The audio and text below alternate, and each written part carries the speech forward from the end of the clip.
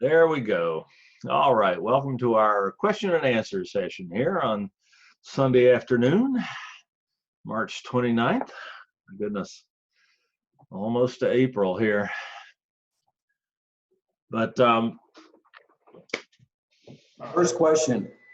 go right ahead. How do you get that recording? Can you show us the process? Absolutely, and I even have them all. I spent this morning getting all the recent recordings up on and available online. You go to this site, sdccdolvid.org. Let me show you that a little bigger here.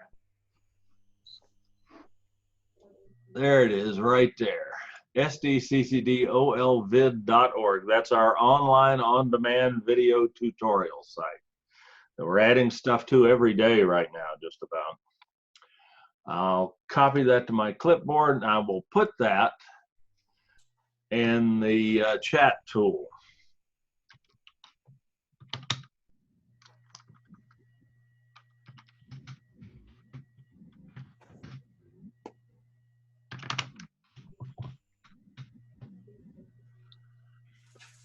And it's in the chat tool.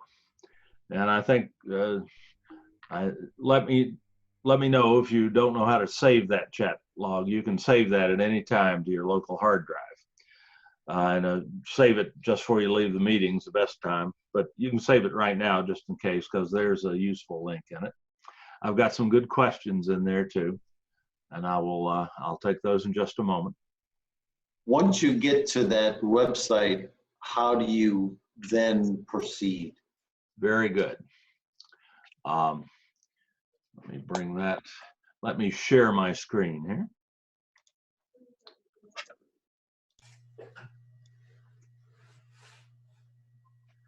There's the URL again, sdccdolvid, onlinevideo.org. Now, there are menus at the top of the screen that will allow you to find tutorials in various areas. And there's, especially critically, there's a search box right here about midway down the opening screen, where you can type in a keyword search. And you can find just about anything you're looking for that way that we have. But all of our seminar recordings are going under Workshop Archives, which is in this menu bar at the top of the screen. If you click on that, we've got page after page after page of archives. There's our general question and answer session from yesterday on there. That's the last one we've done. And these are, they're listed in the order they were uploaded. So they're just in chronological order right now, but you can search any of them, search for any of them. But there's page after page, there's 4 pages of them right now, going back as far as, let's see, 2016, when we first started using Canvas. Our old distance education summits, many of them are on there. So there's lots of information there. Obviously, the more recent ones are probably of more interest at this point in time. But you can either go to those or you can just search. If you want to know how to test in Canvas, search for Canvas test. And there's some tutorials on doing that. Ask Carol one question. Pardon? Okay. So I said that takes care of one question. okay. Well, and I'll do that live too. I mean, it's but we're trying to make sure that you're never without help. You've got those wonderful Canvas guides, and you can search those. But I tell you, what I usually do, and I've demonstrated that in many of our seminars here. If I have a question about Canvas, I just go to Google and I type the question into Google. And if you're reasonably careful about the way you phrase the question. You may have to try a couple of times, but with different phraseology. But once you get the phrasing right, you'll get information from all over the world about how to do this or that in Canvas or Zoom. I swear 4 weeks ago, maybe 5% of the population of the world even knew what Zoom was, maybe way less. Now I think probably half the population of the world is using Zoom right now. So there's a tremendous amount of information out there on all of this stuff, and Google will lead you right to it. But I'm here too. So Dave, don't ever hesitate to email me. Yes. Could you ask the other members to mute themselves, because there's a lot of background noise? Okay, I'm just getting a little bit, but yeah, let me go ahead and mute everybody. I can do that from here. That's one of the nice things about Zoom. The host has lots of power to make things like that happen. I am going to allow you to unmute yourselves when you have a question. So let me go ahead and do that. Yeah, it's surprising how much background noise some of these microphones can pick up, especially if it's in contact with the surface on which the vibration is taking place. So we'll keep that muted except when you're asking a question. As the host in Zoom, you also have the power to fix it so that your attendees can't unmute themselves. When you mute everyone through the participants tool in Zoom, you're given a box that pops up that says, "Are you sure you want to do that?" But there's also a box there that can be checked that says, "Allow participants to unmute themselves." If you uncheck that box, you'll be the only one talking. That can be useful when I actually did finally get Zoom bombed the other day. I was in a one-on-one session with someone on Zoom, and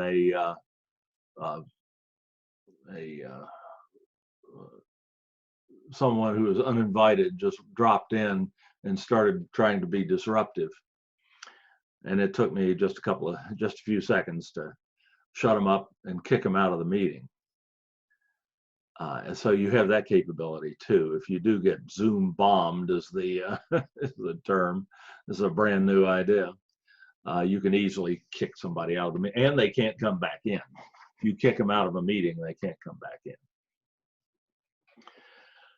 Okay, I see some good questions over here in the chat tool. Let me take the top one of those. How do I communicate with students via Canvas?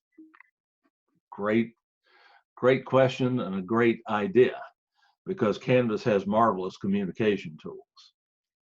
If we go to Canvas, let me just pull up actually that's probably not the course to pull up for that particular demonstration. Let me pull up another one here. There, that'll do. This one's actually got some test students in it. First communication tool you'd probably go to in Canvas is the announcements tool. It's a way to post course announcements, like posting something on the classroom door so that students see it when they come in. It's kind of like sending an email, except you don't send a separate message to everyone. It's just a posted message that everyone can see.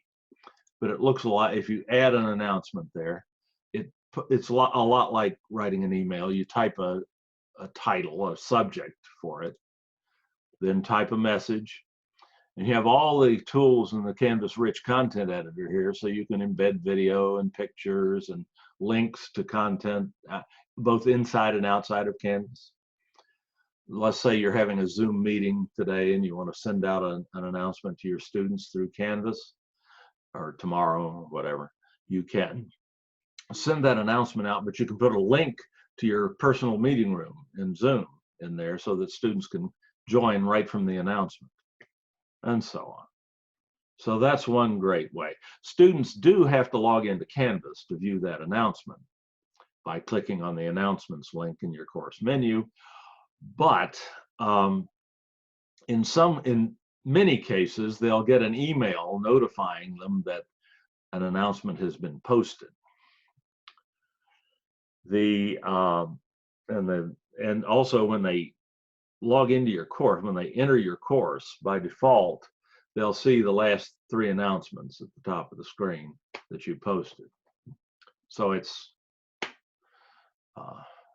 that's a useful tool for communicating with students, but it doesn't reach them where they live. If they're not, unless they have their notifications set to notify them in Canvas, to notify them of an announcement when a new one is posted by email, they may not get that announcement if they are not logging in right now. You can reach them where they live by using your Canvas inbox. Yeah, I don't need to finish that. Which is your email tool in Canvas, for want of a better term. It's both an internal and an external messaging system, we say, because when you can receive messages that are sent through Canvas in your Canvas inbox, just like email. If you send a message in Canvas using this little compose a new message icon here, you can select you have to select the course you want to send to. And curiously enough, this option can be a little twitchy. I don't know why. You have to hit it just so. There we go. And find the course you want to send to. You'll never have this many courses. Then you select the recipients for the email or the message, whatever you want to call it. Probably your students. You can send to all students or individual students. And then you just type a subject and a message just like you normally would and send it. And that goes not only to your students' Canvas email box or a Canvas inbox, which is just like yours over here, but it also goes to their personal email, to whatever account is associated with their Canvas account. And they can receive it there. They can reply to it there, and the reply will come back to Canvas. And the reply to your Canvas inbox if you sent the message. And then it will also be forwarded on to your email, personal email account that is registered with your Canvas account. So it's an end-to-end communication system, very reliable, very easy to use, very effective. So that way you can communicate with students, even ones who are not logging in to Canvas at that moment. Like during spring break, they might not be logging in. They ought to be, but they might not. The third communication tool that's really valuable in Canvas is the discussion board. In a particular course, let me go back to that same shell again there, that you can access under discussions in your course menu, or you may have links to those discussions in your modules, which is a good idea. But the discussions are basically bulletin boards that function asynchronously. That is, you don't all have to be online at the same time to have a discussion. Someone can post a message and everybody in the class sees it. And you can reply to that message, or you can post a new message of your own. And people can reply to that. And people can reply to replies. They can reply to replies of replies. You can get huge threads of discussion messages going on, which are very easy to follow even if you weren't there when the discussion was going on. To show you what that looks like, here was a discussion forum in an old Flex course of mine. Please post 3 ideas for instructional applications of Camtasia, and then reply and comment. And a test student, replied. Another student read that and replied to that. You have reply buttons everywhere here. And when you can get a thread of discussion going. This student replied to my original request up here. Then another student asked a question, what do you mean by lecture notes? And then the student who made the original post replied to the second student's question, answering it. And you can tell these are all part of the same conversation or thread because they're indented in among, the little icons are indented in underneath one another, and they're grouped together. So you can see that they're all related. Indeed, this is all one thread here because there's white space in between this thread and the next one. So you can follow these discussions even when even if you're not in there when it's taking place. And then you can pick it up where it was left off and join in the discussion. So it's a great communication tool for you to use as well for more richer, more extensive classroom discussions, far more extensive than anything you could ever have in a real time in a lecture because you'd never have time. Here you're not constrained by time, either by when you respond or how long you spend at it. So that's probably the third major communications channel in Canvas. So I hope that gives you some insight into that.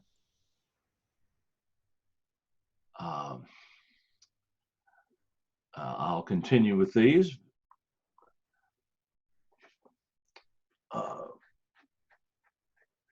I'll come back. I see, Nicola, you have another question there. I'll come back to that in a second.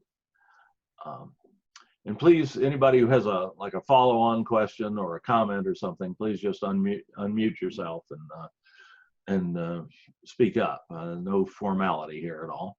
We're not working on with an outline and a timeline that we have to meet. Let me take another. That was a Canvas question. Let me take a Zoom question now.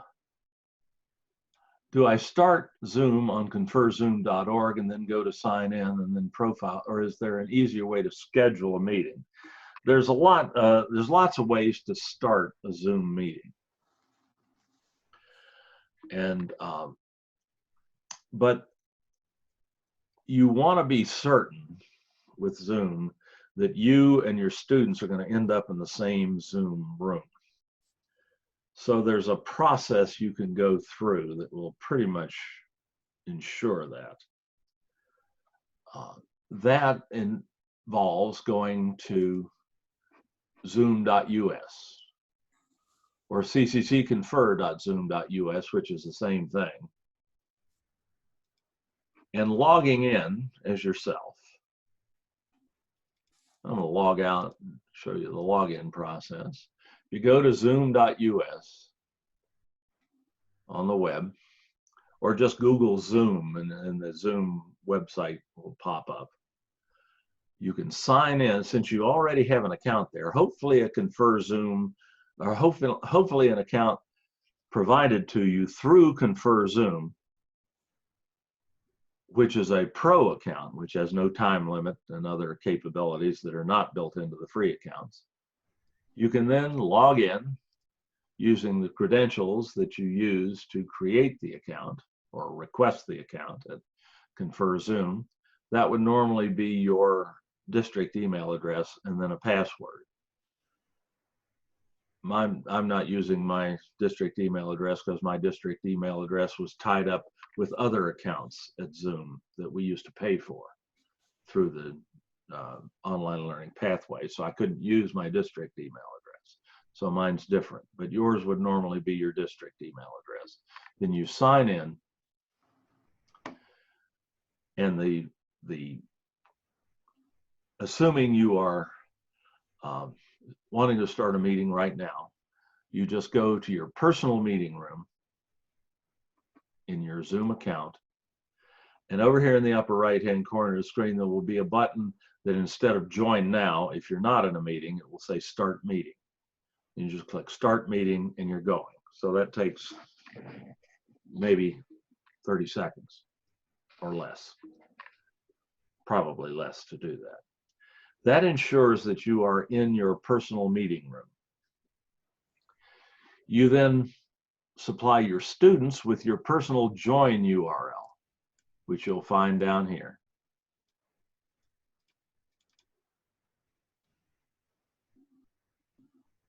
Oh, boy, that's perversely hard to highlight. Just copy that to your clipboard. You can send it to your students in an email. You can put a link into a hyperlink into a Canvas module, or an external URL into a Canvas module. You can put a link in a Canvas document, or a Canvas page rather, or post it in some other way that I haven't thought of, and make that available to your students. So when they click on that link, they go into your personal meeting room, and you all end up in the same place, and you can hold your session. Yes, you can schedule Zoom meetings. Indeed, there's a schedule a new meeting button right here. But this does not guarantee that in fact, it will not use your personal meeting room unless you change certain settings in Zoom, in your Zoom account. It will generate a random meeting ID. And providing that information to students can be problematic. So I really recommend using your personal meeting room. You're going to have a lot less trouble getting in touch, having your students end up in the same place with you. So that's the sure way. You can make it even surer that you're using your personal meeting room and your students will end up in the same room with you by going to your settings in Zoom, which are just 3 clicks below your meeting tab here in zoom.us. There are a couple of settings which are fortunately very close to the top of the settings list, which is extensive. But these settings are right near the top. The one that says use personal meeting ID when scheduling a meeting, and use personal meeting ID when starting an instant meeting. If you turn those two to on, no matter how you start a Zoom meeting, you will be using your personal meeting room. And that link that you gave to your students will work indefinitely, unless you change Zoom accounts, which is unlikely. So on here is blue, off is gray. So just turn them on. And then you don't have to worry. Then you can safely schedule a meeting, either through the Zoom website, or if you're using the Confer Zoom menu option in your Canvas course, even if you schedule it through there, you will still use your personal meeting room. And that's safe. And then no matter how you start it, you can, you and your students will end up in the same place as long as you provide them with the link or the meeting ID, depending on exactly how they join. There are multiple ways to join a Zoom meeting too, but your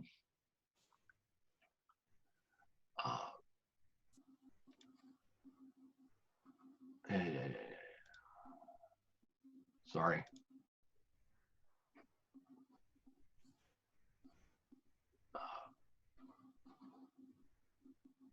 You can also get your personal meeting link in the profile here.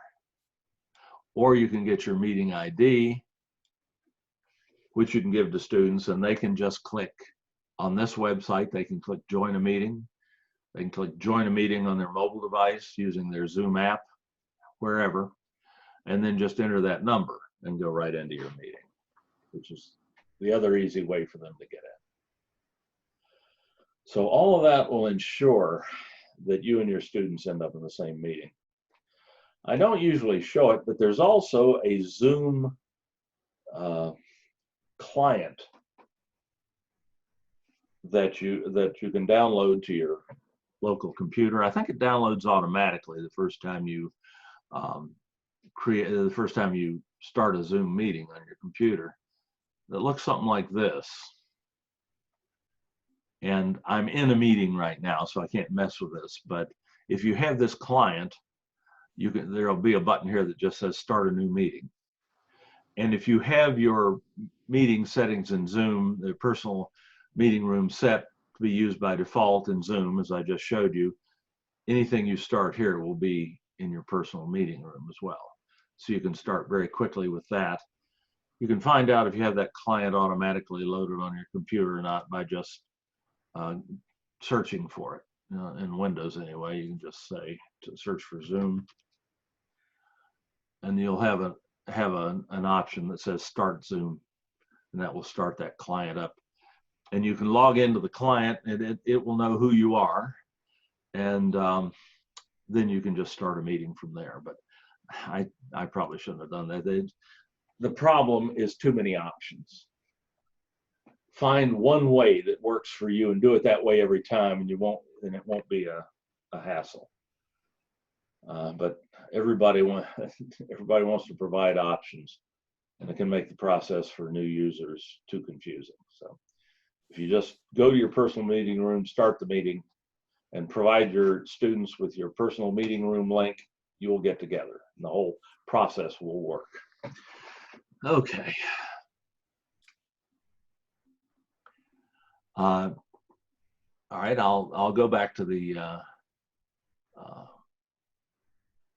chat tool in a second. Does anybody have a question, whether you've already put it in chat or not, that they'd like to ask right now? I have a question I put into the chat. Good.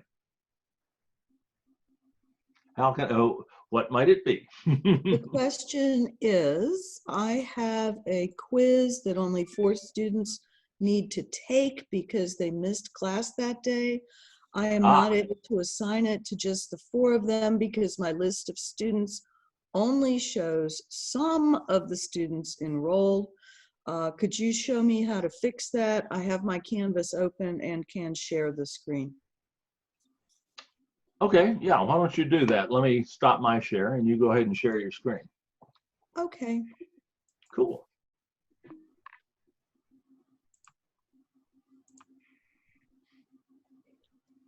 Okay, so the quiz in question is the one in the middle, quiz 3. It's only for those students. I put that in there so as not to cause more confusion or have other people taking the quiz. So anyway, I'll click on that and then click edit. Right. And then and I get that error message, which is rather amusing. Well, so down here, they're reminding you that any changes you make here may have impact on the people who've already taken it. So you have to be careful. These students, all the students took the test. The 4 that missed it have to take it online. Gotcha. So where it says assign to, I have a list of some of my students here. There's a list of 5 students. Right. Drop down though. It doesn't. That does not work. This. Oh, yes, I understand, but try hitting the add button at the bottom. Did you say N or arrow? Yeah. Add, sorry, ADD, add. If you scroll all the way to the bottom of your, not that list, but the bottom of the quiz details screen there, and click somewhere in the white to get rid of that list of students. See that add button there? Got it. Now click in the assign to box up there and see who comes up.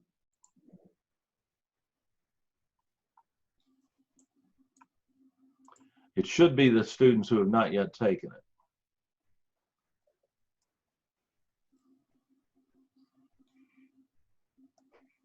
Are you seeing the right ones there? I think you can see what it's doing. I'm just pushing the down arrow to scroll through this list. Basically, go ahead. Yeah, that's right. Try in the assign to box, try typing the last name of one of the students. Okay, the names are kind of complicated. Let me just go ahead and Or pull pasting it in, right? one of those. Well, this might be why might be why those individuals are not showing up. So there's one name, and I have no results found. So it looks like it's thinking these people have taken this. It's because it won't assign it to somebody. If you only have one attempt set, which I think you did, it wouldn't bring up people whom it thinks have already taken it. That's interesting. It should be allowing you to assign this to those students who need it. It should be bringing them up. That's interesting. I tell you what, just for grins for a moment, let's check. Sometimes things don't work well when an exam is not published. Let's publish it for just a second so that we don't leave it published. You'd have to scroll back up to the top. Just cancel out of that and go back in again. Yeah. And then certainly you've done what you can there. Okay. And did you publish it at the top just for a moment? I'm looking at the button at the bottom for save and publish. There should be a publish button at the top of the screen too. It might be Not hidden. published. You see where I'm it says sorry? not published? I do. Yeah. Click. Oh. Why is it not letting you I publish? think. Oh, click the little slash circle. See if that does it for you. Trying to get it published here. Nope. Yeah, I think the button in this interface is at the bottom here, so I'm going to say save and Well, publish. that's save and publish, yeah. But that'll kick you out, but you can just go back in. Yeah, try that.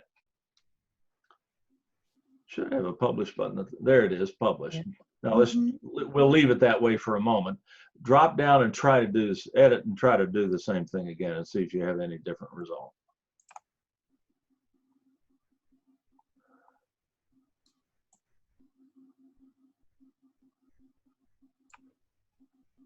Okay, it's assigned to everyone.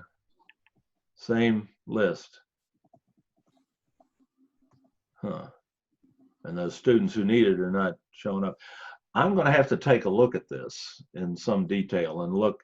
With administrator tools, I can go in and look at those students as well and see what's going on with their accounts and ensure that their registrations are active and so on. So if you wouldn't mind sending me the information I need on that, which would basically be the CRN for the course and the names of at least a couple of the students who need access to. Actually, they're in the. That's fine. They're in the title of the test. That's fine. If you can just send me the CRN later on, I'll go in and take a look at it and see what I can figure out. Is the CRN the number that I just highlighted at the very That is top? it. Okay. That's exactly what I need. If you just email me that, I'm actually caught up with my email right now, so I'll take a look at it as quick as I can. And you let are me put my email. Your I'll put email it is DGIBERSON? SO, no N. District couldn't afford the N. I just wanted to, that's why I'm asking. Yep. Thank you, Dave. You bet. I just Okay, put that in the chat tool too. Yeah, and All I'll take a look at that. That's not something I can that is lending itself to a solution right off the bat. There's something going on with those students that's making them not show up. So I will take a look at that. Okay, thank you. They are at Kearney High School, but. Oh my. Anyway, Yeah. thank you. I'll check. What I'm going to do is check the status of their Canvas accounts and make sure that everything looks like it should. And since you've given me the names, I'll be able to figure that out. So thank you. Great question. That's the kind of thing we want to try to deal with in these sessions. And if we'll get started on it, sometimes it takes a little longer, but we'll get it. Okay, I'm going back up to the top of the chat tool again. I'll pick another one out. Which link do I send students to see a video I have made? Well, the basic answer is, of course, the link, the video has to be online, and you have to have the access link, the URL that will lead to that video. Nicola, let me ask you, where is the video stored? I just made it this morning and it's on cloud. And they On sent the Zoom cloud? right, the Zoom cloud, and they sent me 2 emails, and they said one. I just wasn't sure which of those. Gotcha. Does it Well, let's matter take a which look of at. those 2 emails I get the link from. Well, I can show you where to get the link in any case. Okay. Okay. You don't have to worry about the emails are a nice alert, but you can go into your Zoom account and find your recordings anytime. That'll always work. So let me show you how to do that. Okay. That's something that many other people would like to know too, I am sure. You go to zoom.us.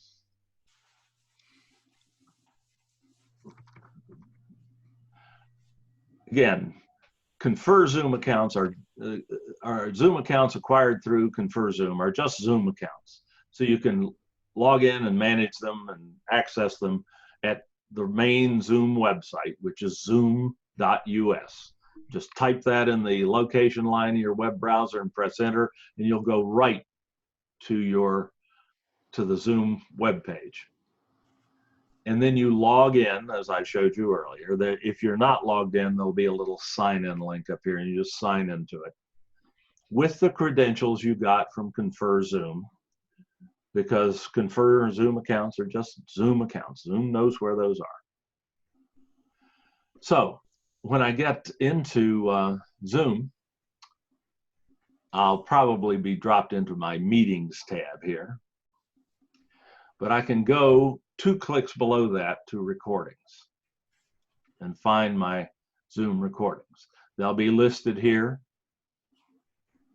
by time and date, so you can figure out which one to switch without having to go in and watch some of it. Usually, unless you've done 2 or 3 in the same day, you can probably figure out which one to switch. And if you want to share one of these with your students, all you need to do is click on this button marked share, and that will give you the URL. It also gives you this other stuff here. What you want is this URL right here. That's the link to your video on the Zoom cloud. Just copy that to your clipboard.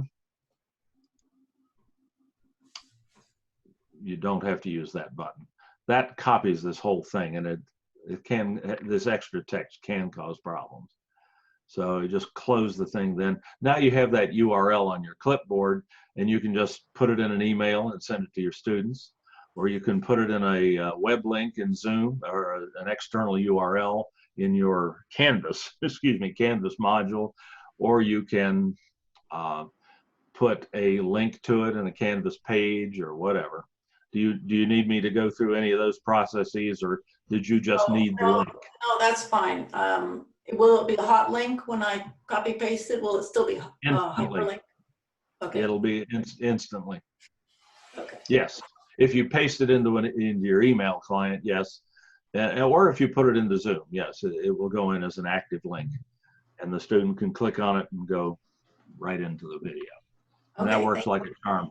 There is one caveat I probably should mention. If let's say you're going to put that link into one of your modules in Zoom, like, and I'll just put it in one at random here. I would make an external URL. I would paste that URL that I just got from my Zoom recordings, or your Zoom recordings in this case.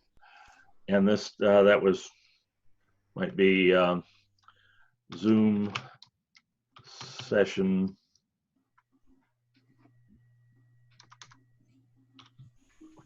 recording. I don't know what the date was, 3/27/2020. Always, if you're making a link to something in the Zoom cloud, in a Canvas module, always load that in the new tab. Otherwise, it doesn't work. One of the reasons I'm not as enamored of the Zoom Cloud as I might be, but it'll work as long as you load it in Zoom in a new tab, add the item. Now, there's that link I just put in. If the student clicks on that, publish it. If a student clicks on that link, they are asked to open a new window there, a security precaution, but there's your recording. And there's the transcript. The students can just click play and go. Okay. Did I answer your question? Yes, but I only need that if I'm doing it in the module. If I'm sending it in an email, I don't need to do that. No, you don't need to worry about that. No, it'll automatically open in a new window. If they're clicking on a link in an email, it'll automatically open in a new window. Okay, all right, thank you. You bet. Okay. Uh-oh, Patricia, did you ever get your audio to work? I'm sorry. Or is Patricia still here?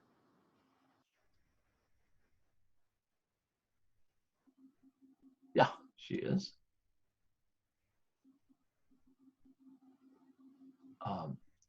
Patricia, are you hearing me? That's the main thing. You can answer in the chat tool.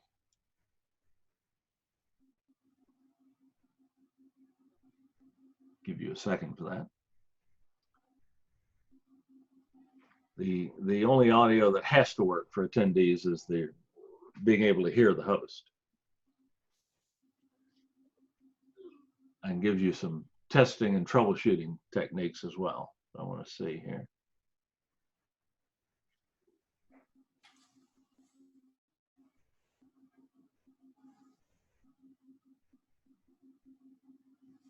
It does seem to think it's that it's seeing your microphone. Let me unmute you. Let's see. Patricia, are you there?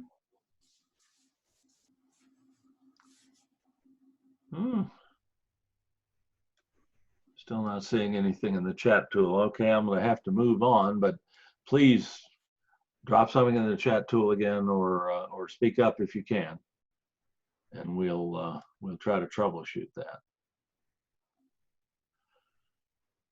Okay, there we've talked about that one. I have missed most of your classes, so how can I make them up and get credits for them? Well, you know, I don't know what the rules on Flex for you are for this, whether you can get Flex for watching a recording of any of these meetings. I would check that with your Flex coordinator. I can't speak to that. I'm just a contractor at this point. I'm not an employee of the district formally, so I can't speak for them. But it's possible, at least, I guess, that you could watch a recording through of one of these seminars and then claim the Flex credit. It's basically an honor system anyway. You can find all of these workshop archive, you can find the workshop recordings on our open on-demand video site for the SDCCD at sdccdolvid.org, which I think I mentioned earlier. I think I even put that in the chat tool earlier. But just in case you weren't here then, on-demand video site. On damned video site. No, that's not it. Okay. Typed already. Demand video site.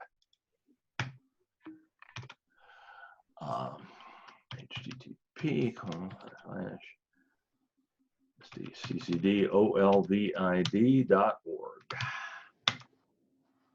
And you can see that up here at the top too, sdccdolvid.org. If you got good eyes and you're on a big enough screen, you can see it. And in the menu bar at the top of this site, there's a link for workshop archives. If you click on that, you can find recordings for most of the workshop archives we've done in the last several years. And you can go in and watch those. They typically are about 2 hours long. They're recordings of sessions just like this. Matter of fact, the last link, the most recent link here is yesterday's general question and answer session. If you want to go in and look at that, it was about 2 hours long. So you can always get back to those and watch them. Whether you can earn flex credit for doing that is between you and your flex coordinator. So I'll have to leave you to check that out. Alrighty. How do I rename my Canvas shell so that it's more recognizable to my students? Unfortunately, the powers that be have deemed it, have decided not to allow you to do that, because there's information encoded in the name of that Canvas course shell that they want to retain.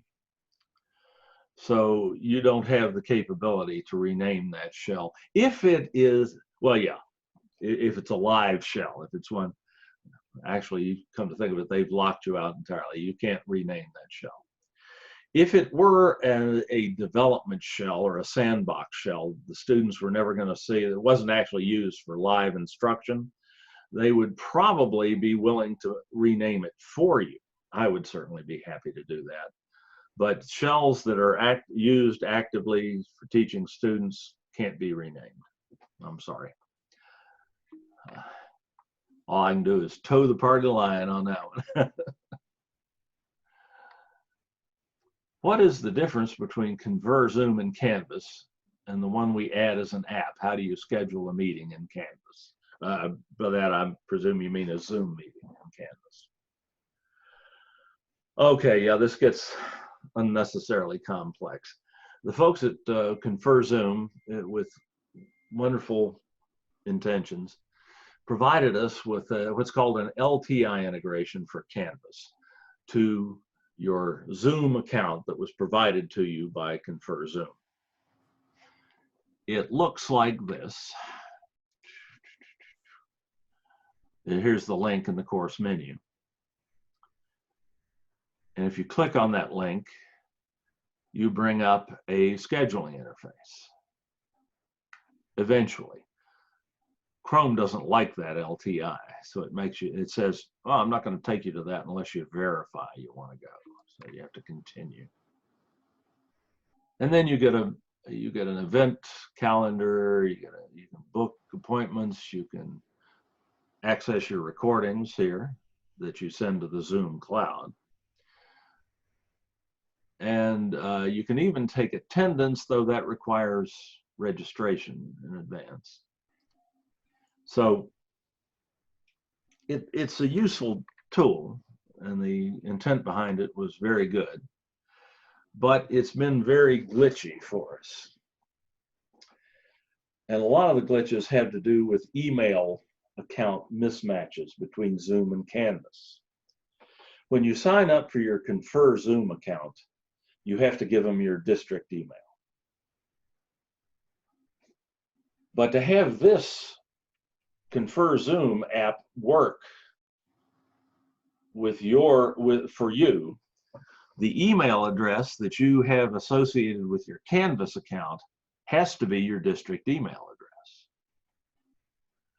You can check that in Canvas. Let me get out of this app here for a second. By going to your account link in your system menu that's always up whenever you're in Canvas, and going to settings, the settings menu, account settings. And the email address or addresses associated with your Canvas account are listed up here in the upper right. In order for your your Confer Zoom app to work, and your Confer Zoom link and your course menu and your Canvas courses to work, the email address that's primary, at least, has to be your district email address, as you see mine is right now.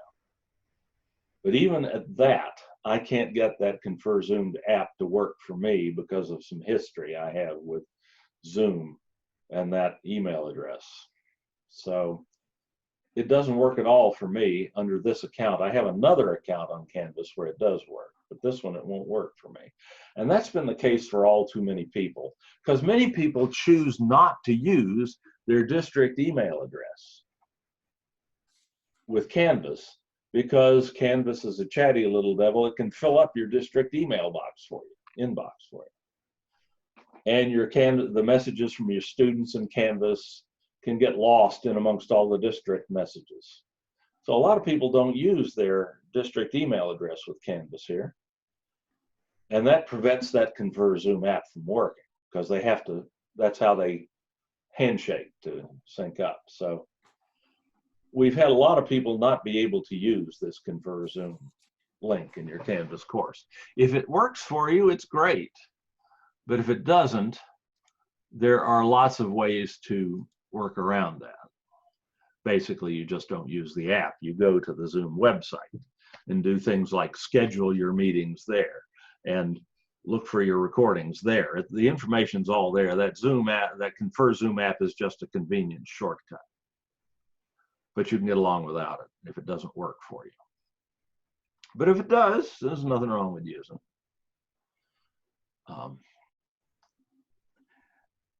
Let me go back to the question and make sure I'm still more or less on track. What's the difference between Confer Zoom and Canvas and the one we add as an app? Okay. I guess you're referring to previous sessions where I've showed you how to make Dave, how to make a link in your course menu. Mm-hmm. Right. You taught us how to put the app, the Zoom app, My Zoom Room, as an app into Canvas. Right. And so what I'm asking is, which one would I use? Is it better to use the Zoom Room one, or is it better to use the other one, or? They should both. If the Confer Zoom app is working for you, it's fine to use that. It'll work fine.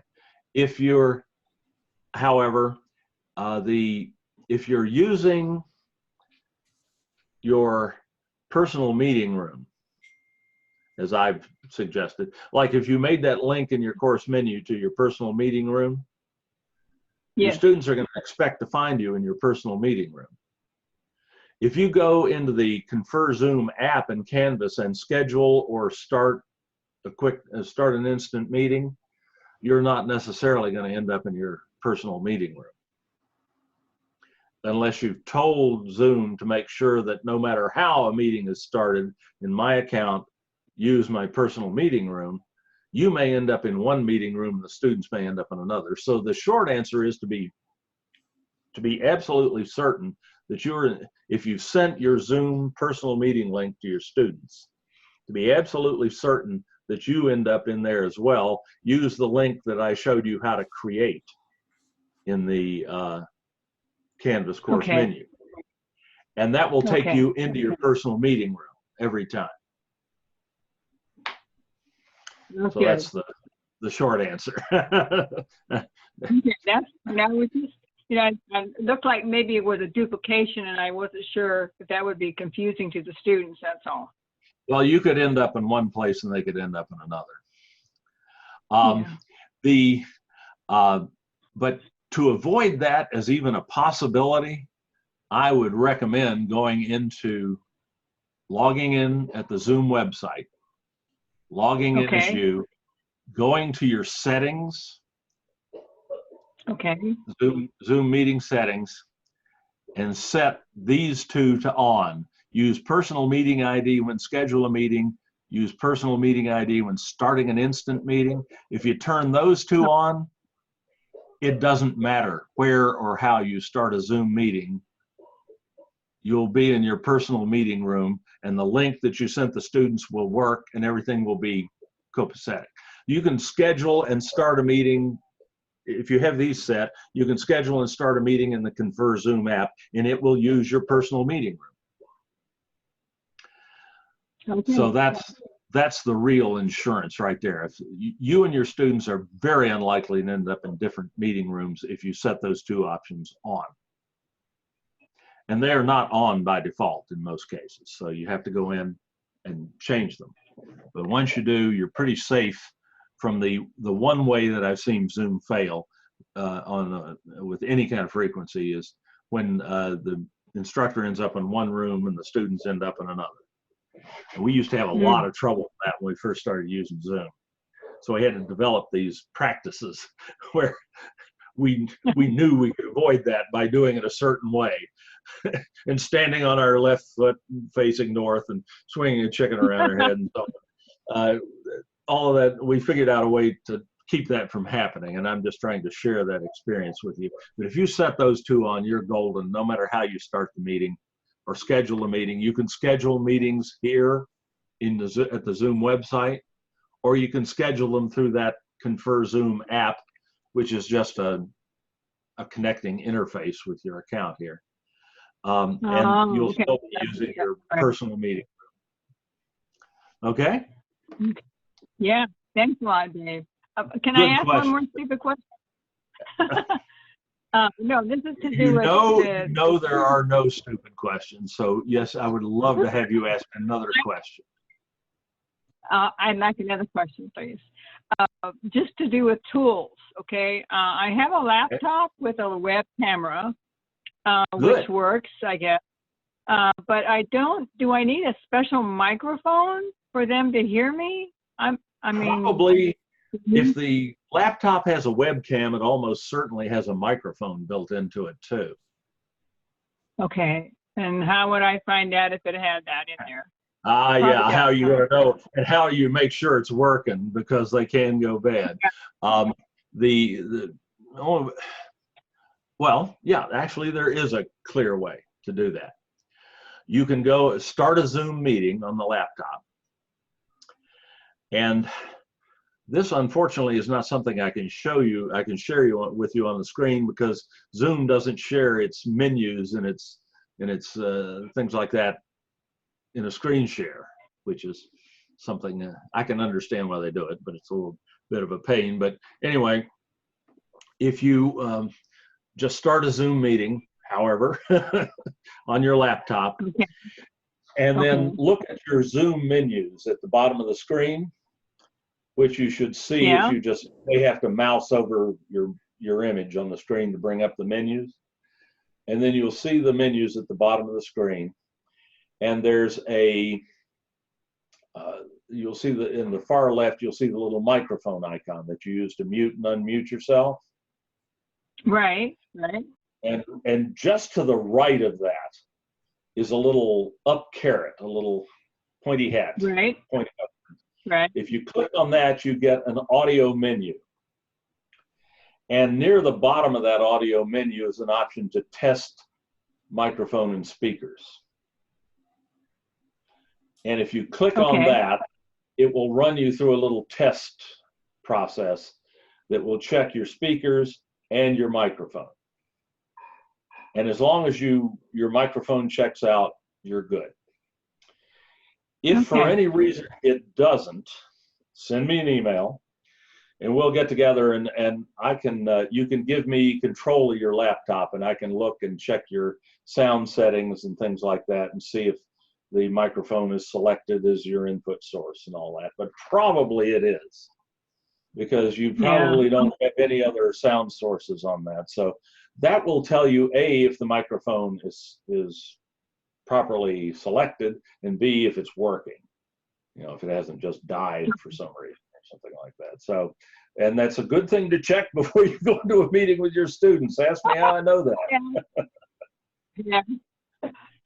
Well, then the only other one I had to ask was do you have a step-by-step so I can tell my students how to actually once they click on the Zoom, how do they actually use their telephone or, you know, to talk to me if they don't have a speaker, if they just have a regular computer and they don't have a speaker on it? Right. How In can other they words, use phone? Something like that how I should can a send. student, how should a student join a meeting, right? Right. Yes, I mean, we do have a the great, telephone, the computer. Yeah. yeah, they can use their telephone for sound or their computer and so on. Katie Palacios did a wonderful little video on that, which I believe we have in our Canvas, temporary online instruction site. Let me go look for that and get that URL for you. And you can, this is a tutorial, it shows it step by step. And there are also, and you can also get this on Zoom as well. So let me, or something like it on Zoom. So let me show you both of those. Let me find the one on Canvas first, or the one that Katie did first. Katie's the best. I remember Katie. She helped me so much before. Yeah. Katie is the best. Katie's the best video tutorial maker I know, and that includes me. And I've been doing it since 1992. And she's better than I am at it. Let me find this.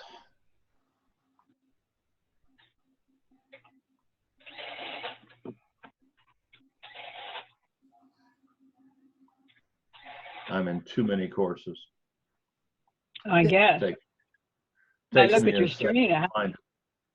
Yeah. I gotta clean this up one day. There it is. Oh, that's right. It's the one with the really irritating animated GIF with little mortar boards dropping onto little monitors and so on. Oh, that's clever. Oh, they're doing some nice stuff with this. Oh, no, I'm sorry. I made the wrong selection. Sorry, this is something that's changed. I'm adjusting to it here.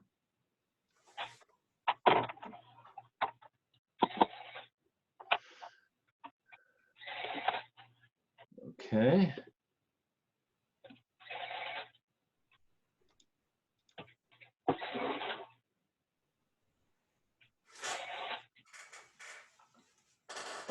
How to get into Zoom. There it is.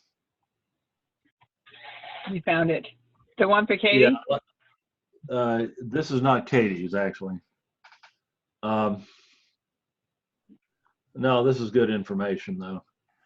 I can send you, this page is wide open, so I should be able to just send you this link and you can send it to your students. Let me put it in the chat tool. Okay. I'm setting that up. Student join Zoom for students. Actually, oh, you know, this is not like a simple step by step.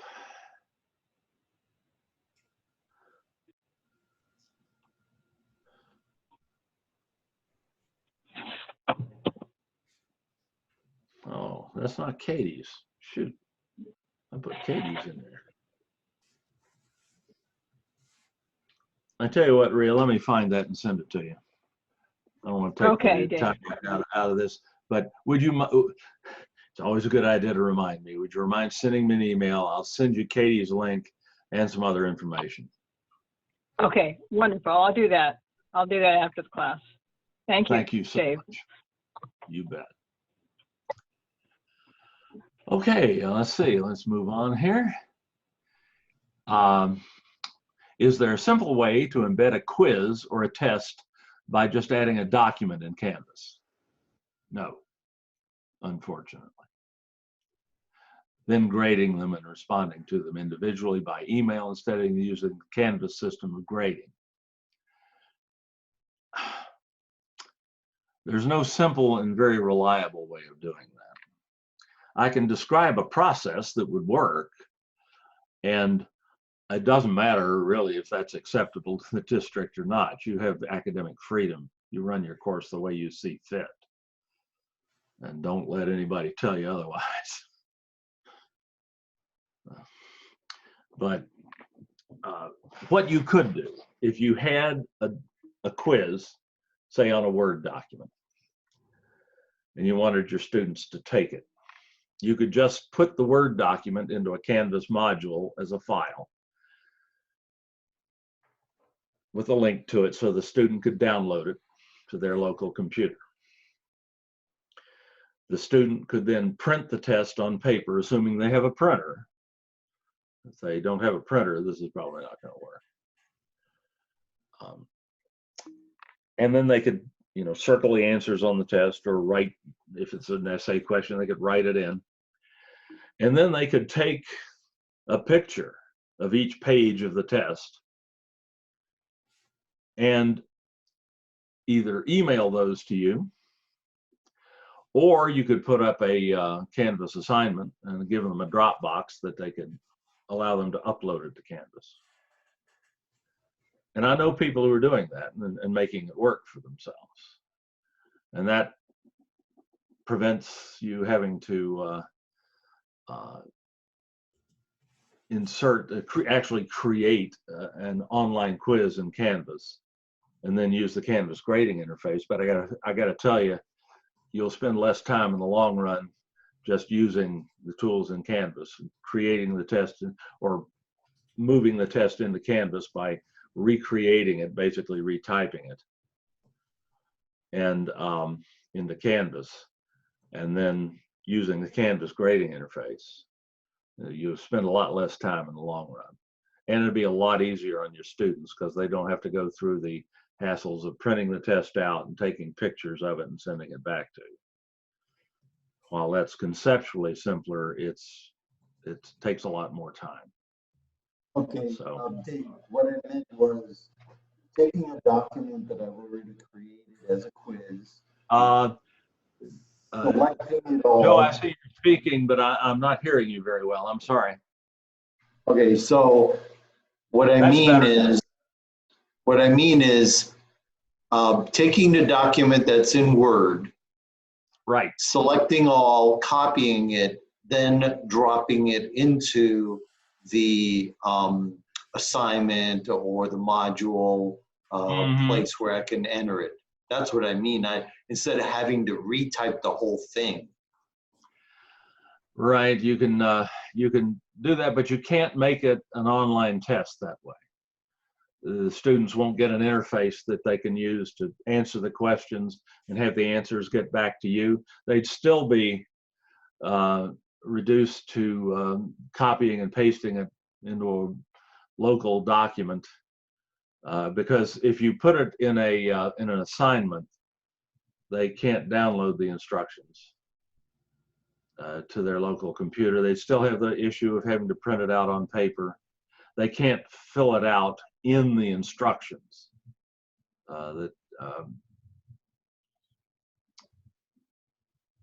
No, I can't think of a way to make that work. Well, I was able to do that with the syllabus, though. Yes, they can read the syllabus, but with the test, they actually have to answer it. And they have to provide you with the answer. There has to be a way for them to provide you with the answers. I guess they could just type out a Word document and just number the questions and type in if it's multiple choice questions, they could just type in the letter of the correct answer and send it to you. That would work. But that, again, that's putting a serious workload on your students and more cognitive load. It's a lot simpler for them if the test just pops up and then just click on the radio button and selects the right answer and go through it and hit. So in the long run, it'd be a lot better for your students if it's a test if you actually create a Canvas test. And I am working, I think I may have mentioned before that there is a rather involved workaround online that will allow you to actually import a test that's in the form of a Word document into Canvas with 2 or 3 steps in between. And I'm trying to get that tutorial finished to show you how to do it. I will tell you the process is not as, it's not that it's difficult, it's just there's a lot of steps to it. Well, And that was there's my a lot of work. That was my next question. Is there a tutorial on how to do that? There's about to be. Okay. I've been online 8 hours a day for 2 weeks teaching in Zoom, so I haven't been able to make a lot of new tutorials, and that's one that's, the process is long enough that I've got part of it done, but I haven't finished it yet. But I hope to have that in the next day or two, and I'll do me a favor, send me an email to remind me to send you a link to that tutorial as soon as I get it up, so you don't have to just keep looking for it. Okay. So my question is, how have these other professors been able to do these quizzes and tests in Canvas without a tutorial? How did they learn? How did they know how to do it? Well, of course, I've covered that in almost every Canvas overview session I've done. So I have shown that process of creating a quiz in Canvas. Oh, do you mean how have they been able to upload a Word document and actually get that to work in Canvas? Or are you talking about how have they tested in Canvas? I don't know if any of them have or not. But I know to test in Canvas, you have to create the test in Canvas or import it if someone is kind enough to give you a copy of one you can start with. And we do have tutorials for how to do that. If you go to our tutorial site, which you keep referring back to, and type Canvas test in the search box, we've got several tutorials having to do with testing. This is the main one that we made right after we got into Canvas. And there's another one, this assessment in Canvas workshop is about a 2-hour workshop on how to do many things in Canvas vis-a-vis assessment, but I certainly cover creating Canvas tests in some detail in that workshop. So that may be where they've found it, or they picked it up when I've been going through one of the Canvas overview sessions. I always try to show that at least quickly. And I have on my desktop right now an outline for a new briefer tutorial on that, which I will be recording, if not this afternoon, tomorrow morning, and I'll have that online. And I can send you a link to that one too. This is how to actually create tests in Canvas and have your students be able to take them online without having to do anything extraordinary. So, and that's precisely my problem is I have personalized tests. I can't just go somewhere and find it and add it. Oh yeah, of course, of course. You certainly have to write your own tests because you might be able to get question banks from someone, but a test, no. You have to ask your students questions that are related to what you have, in fact, individually covered in class. I certainly understand that. So I will have that tutorial out as quickly as I can, and the one that would show you how to import your Word documents into Canvas. And you can decide which one is going to be less work for you. All right. Thank you. My pleasure. And I'll get that out just as quick as I can. I know you're waiting on it. And I get tomorrow, for the first time in about 2.5 weeks, I get tomorrow and Tuesday off when I'm not teaching on Zoom online. So I'll have some time to get caught up on some of this. So I apologize for the delay. How do I delete Canvas shells that are no longer in use? You can't.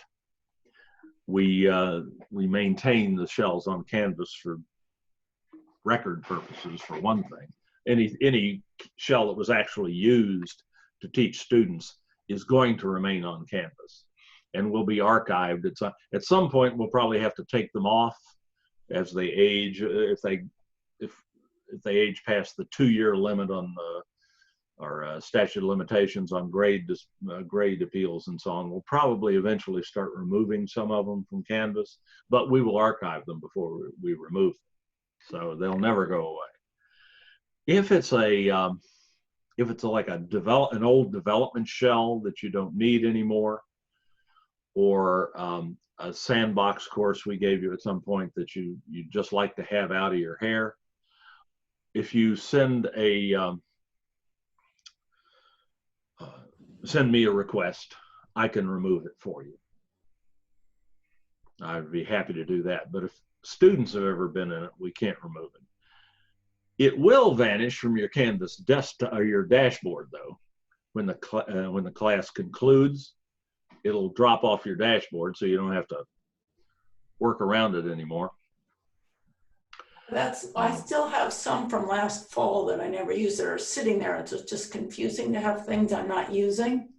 Yeah, well, you can get rid of those, or you can get them off your dashboard. Okay, yeah. So you don't have to look at them. Let me show you how to do that. Okay. Would that help? Yes, that would help. Okay. You can manage your Canvas dashboard in a number of ways, and this is another tutorial I have on my list to make. And you can find Canvas guides about this and so on, but sometimes those are a little harder to follow if they don't actually show you how to do it. So that's what I'm trying to fill in a hole on that. So you can go to your dashboard. Actually, you can go to your courses tool, which is right below the dashboard in your Canvas system menu. This is the other way you can access your courses. And you won't have this many courses, thank God, in there. But if you scroll all the way to the bottom of your courses list, you'll see an all courses link. Can you see that? Yes. You click that, and you get a list of every course that you've ever been enrolled in on Canvas, which hopefully you will retire before your list gets that long. But to control what appears on your dashboard specifically, you can just click the little star next to a course, and the star turns orange, I guess that is, and then that course will appear on your dashboard. If you unclick it, it won't. Okay.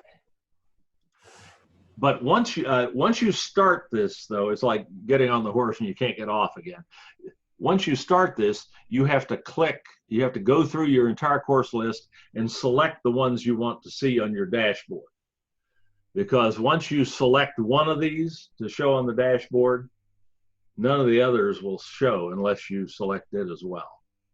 So you have to go through and pick the ones you want to see on your dashboard. But then that gives you complete control over what's on your dashboard. Okay, so the ones with color show and the ones without don't. Is that it? Correct. Okay. And there is something else you can do on the dashboard too that took me a long time to find. Let's say you've got a course that's kind of rolled to the bottom here as others have come up. You can, let's say I wanted this one. You can drag these around on your dashboard. Yeah, that's nice, isn't it? You have to do it a little bit at a time. You can't just drag it all the way to the top in one shot, but you can put it wherever you like on your dashboard that way. So you do have control over that as well. Yeah, the first time I found that, my reaction was exactly the same. Oh, that's nice. Oh gosh, Okay. I learn something new about Canvas every day. Did that answer your question? Yes, it did. That was helpful. Thanks. Thank you.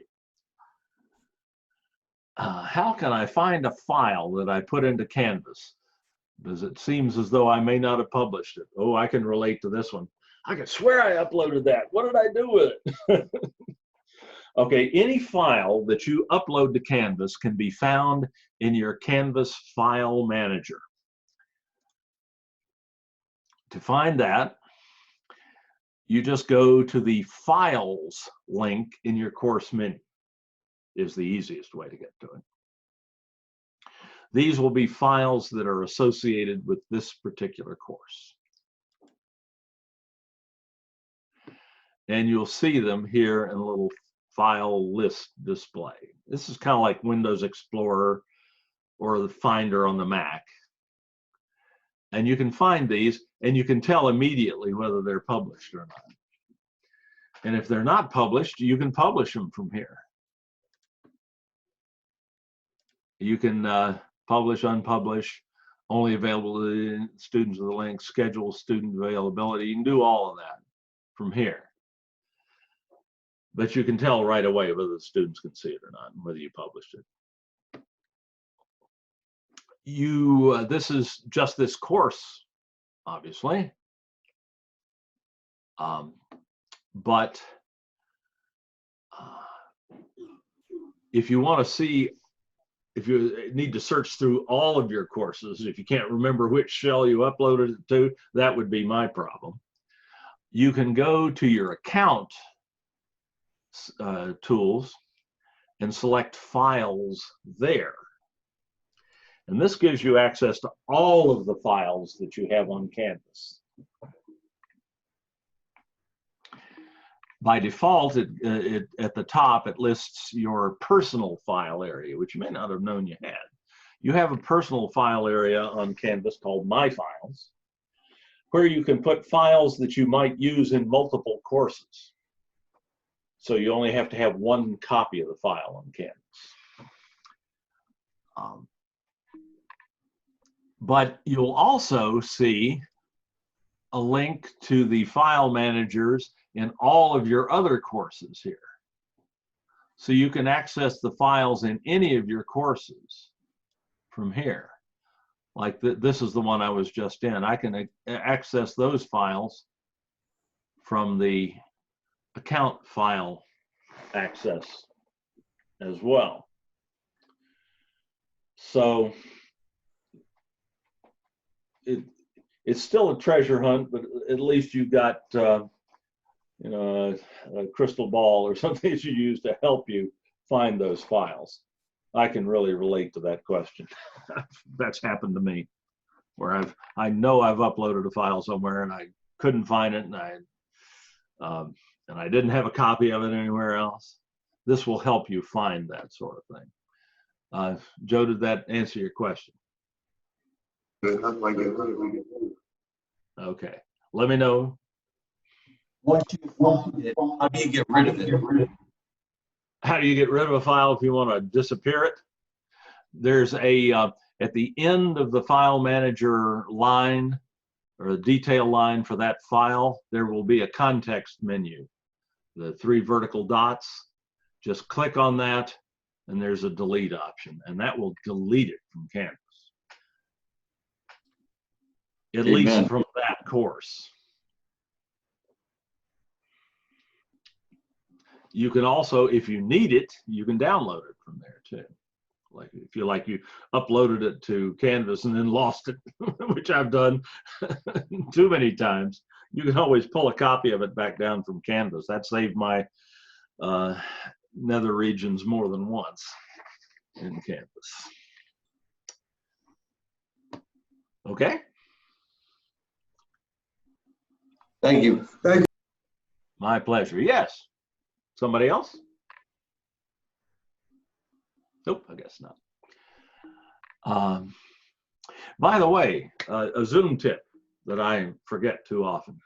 If you're muted, yet you have the ability, yet you've been permitted to unmute yourselves, if you just need to talk briefly, you can use your space bar on your keyboard like the push to talk button on a walkie-talkie. If you press and hold the space bar, you can talk, And then when you're done talking, you can let up the space bar and you're muted again.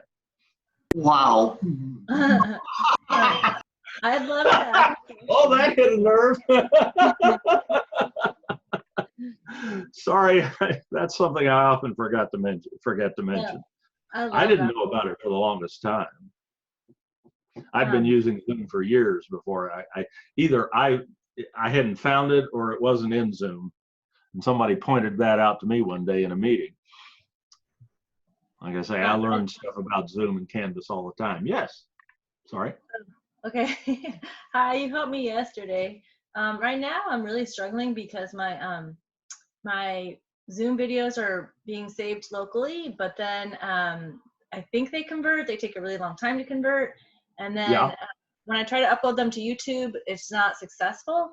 And it's super frustrating because a lot of my colleagues have that nice link because theirs are being saved to the cloud.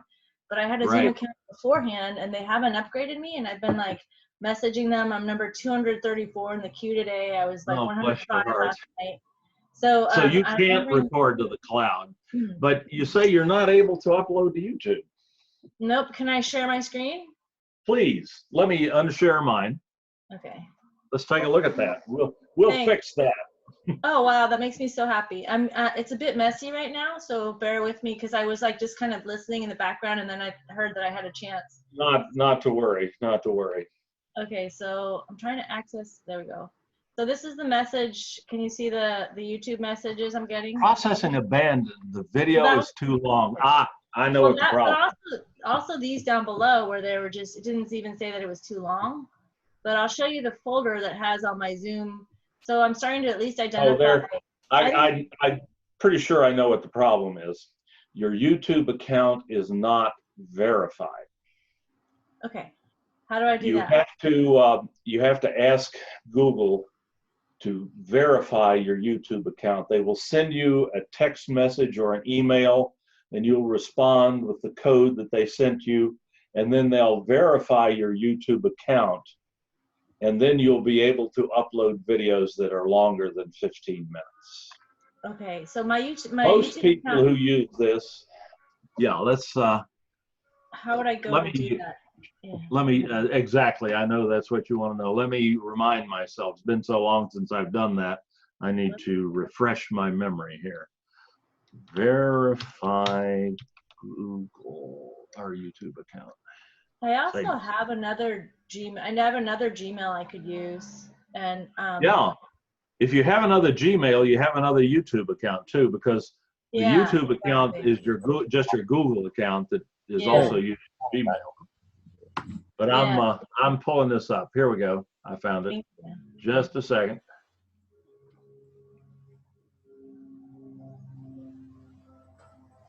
Because I uploaded one on March 22nd and it was fine. And that was from my phone. Yeah. Well, we'll take a look at that too. But these ones that have the videos too long, and I suspect the others may be maybe the same problem. Okay. Let me,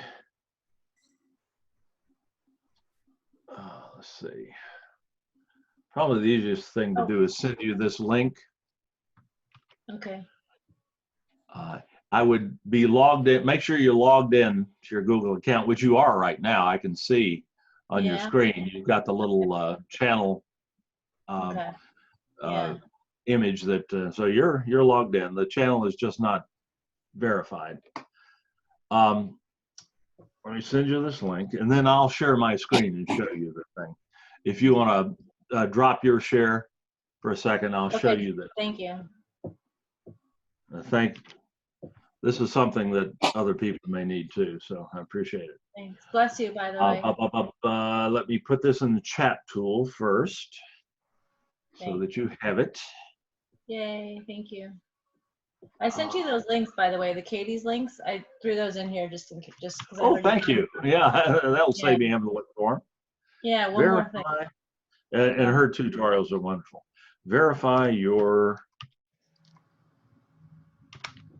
Google/YouTube account. They're the same thing.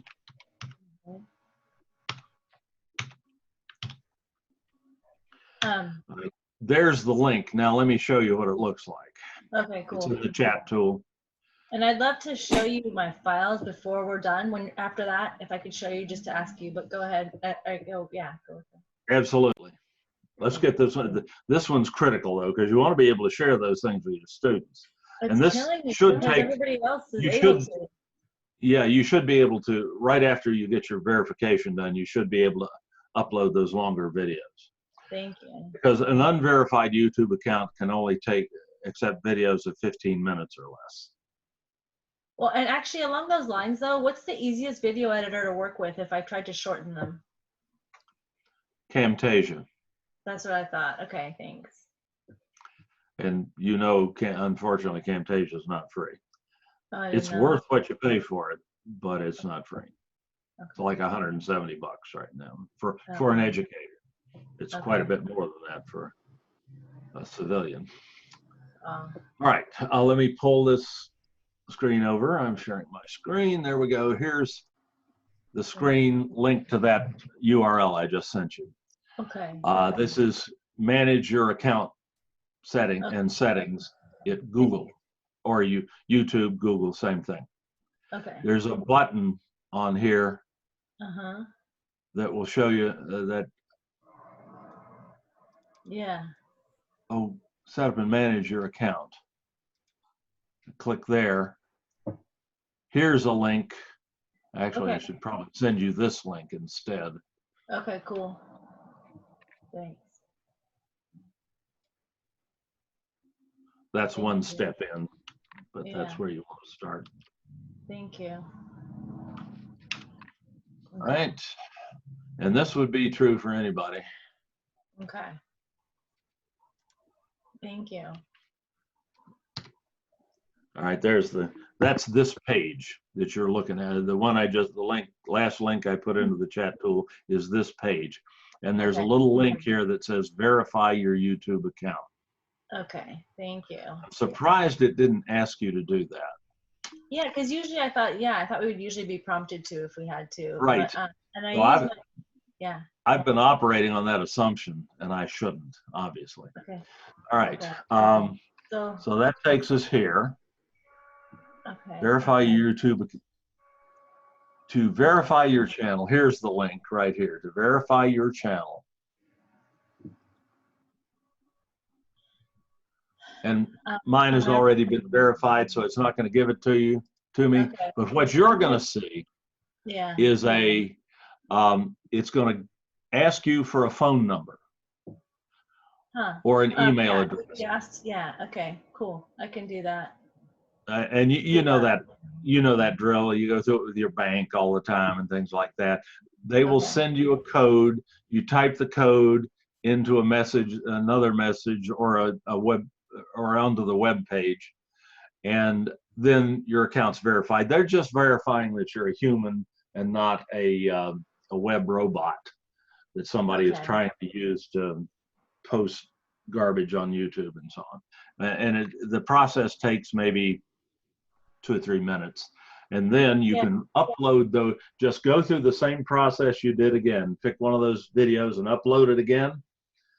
Well, can I have you confirm the video type that I'm uploading the proper one? Because I want to make sure. Let me go ahead and share your screen again. Okay, thank you. And all right, so share screen, and then I apologize, it's super messy. I'll figure out. Actually, we're not going to judge. Don't worry. Okay. Where that is right now, actually. Let me close it and get it up on top, and then I can figure. I'll hopefully be able to. Yeah. So that'll be easier for us to see, right? Share screen, and I don't see where my files window, but show all windows. Oh, here it is. Okay, cool. This is what I need to share. So I've been good. I've been trying to focus on at first my file type wasn't even showing up, but I was using the file MP4, and that's the one I upload to YouTube. Is that correct? That's correct. Okay, so like open up one of those recording folders. Yeah, it's the one at the bottom. Zoom_0 every time. Oh, I renamed it this though. One of them. Huh. Okay. That'll work. That'll work. That'll work too. But it's always called Zoom_0 is the recording, the file that has your video and audio both in it. Okay, so then this one that's a lot bigger up here, what is that? That looks like maybe a Zoom_number file that you renamed. Yeah, but that's clearly the big video file. But how come that one's so much bigger than the Zoom_0? Well, I'm not sure what that file was called before you renamed it. Yeah, exactly. So but it's a little hard to tell. It was my class. It was Math 96 on that day. Like Yeah. I've seen this one. I played it, so I know what it is. That is an MP4 file of 328 megabytes. Yeah, that's got to be it. But you can always verify that you're uploading the right file by just double clicking the name of the file in Windows there, and it'll play it. Yeah, huh? But I guess that's how it got the name, because I was double clicking on things like this. Yeah. And then playing them.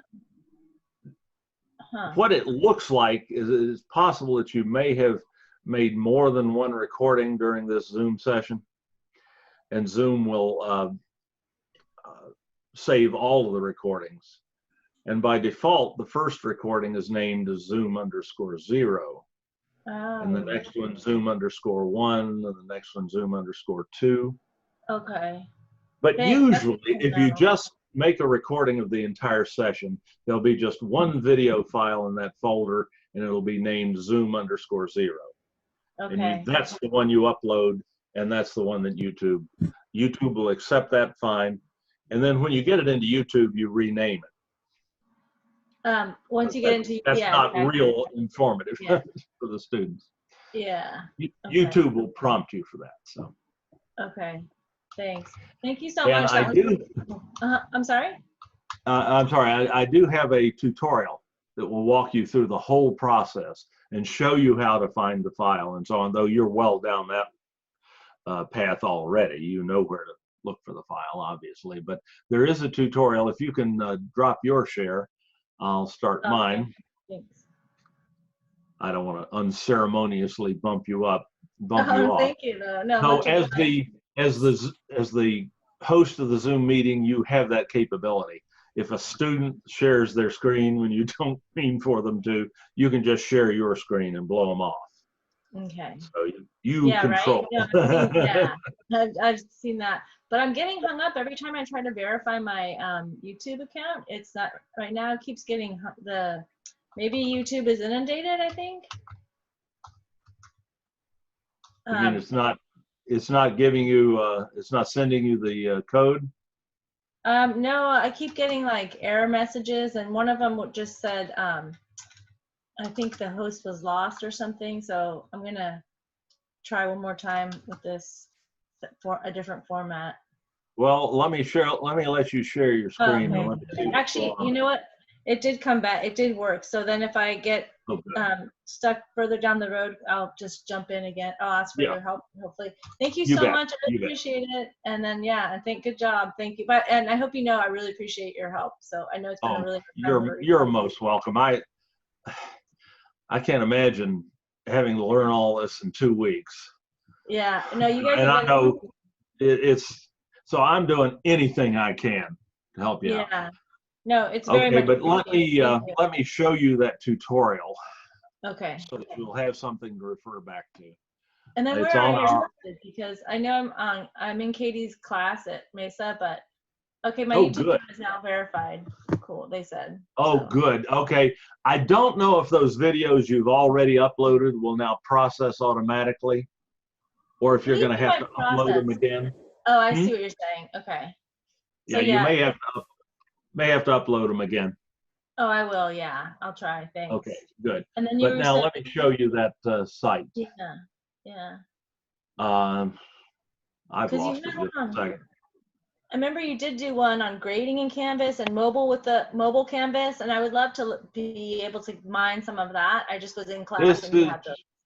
This is where all of those are located. Okay. It's at. Let me simplify the URL here. Thank you. It's at sdccdolvid.com. OLB. That's our on-demand video site. Oh, I see. Katie and I created this, oh gee, 6 or 7 years ago now at least, and we're still using it. Okay. Do you mind dropping that in the chat? I will do that. Is it? Thank you. Yeah, I put it in before, but you wouldn't have seen it if you came in Like, after I I'm did. sorry. Yeah. That's one of the, no, that's fine. I expect people to drop in and out on this session, but that's one thing I'd change about Zoom if I could. I'd like it to send you, if you save the chat log, you ought to be able to save everything that was ever in the chat log. And you can't do that. You only see you only see the entries that happened after you joined the meeting. I see. But as an instructor, that's one way to take attendance, I think, right? That's how I do. Everybody answer a question? Okay, thanks. Or I just ask everybody, if it's a seminar, this is just a question and answer session, but if it's a seminar, I will ask people to put their names and email addresses in the chat tool right at the beginning of the meeting. Cool.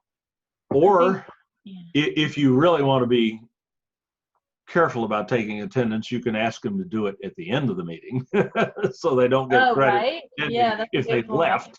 Yeah, that's a good point. But try to get everybody to do it at one time so they're all right together in the chat log, and then you can just copy and paste it into a Word document or something.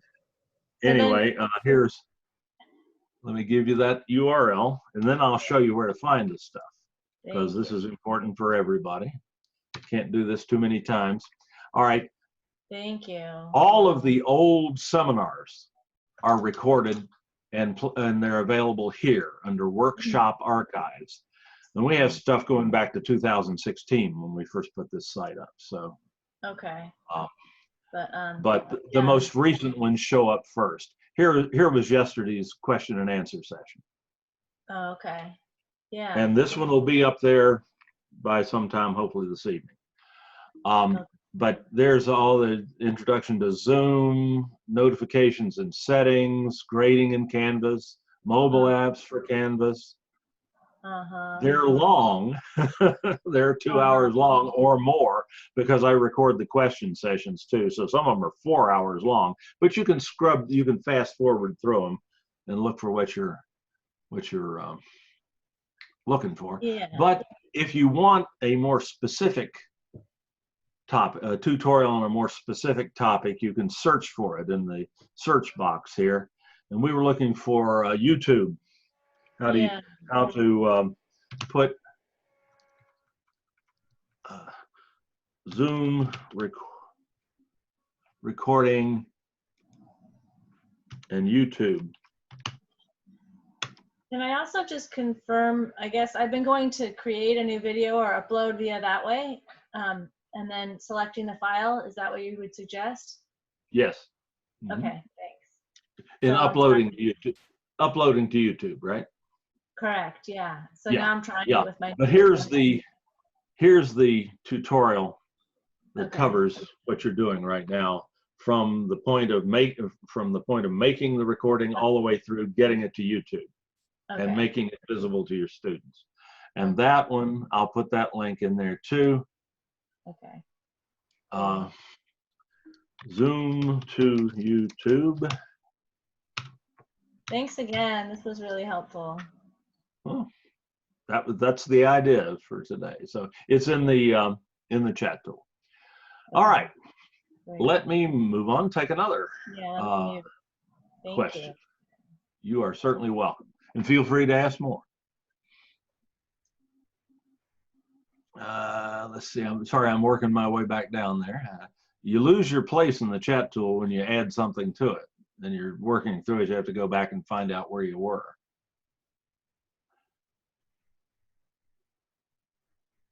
I thought I added a page to my Get Started module in Canvas with some helpful links for students, and I don't see it there or anywhere. Yikes. Sorry about that. Added a page to get started. Vicki, are you fairly sure that you know you created that page, right? Yes, I created it and I can see it under pages. It is Ah, public, but it's not showing up not in the module.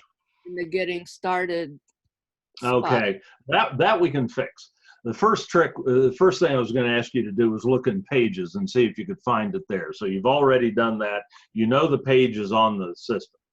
So getting it into the module is easy. We'll just go to Canvas. Let's see, let me get this out of the way and figure out where I had Canvas. There it is. Sorry, I've got too many windows open. And let me go back to my dashboard in Canvas and just go to a course with a module in it here, like this one will do. Go to your get started or whatever you module in your Canvas course. And at the top of the module, you go out to the right and you'll find your add item button for your module, the plus sign. You seeing that okay? Yes. Okay, click that plus sign. And from the add menu here, just select page. Yes. And you should see a list of all the pages in your course. It may be quite long. You may have to scroll up and down to see them all, but that page should be in that list somewhere.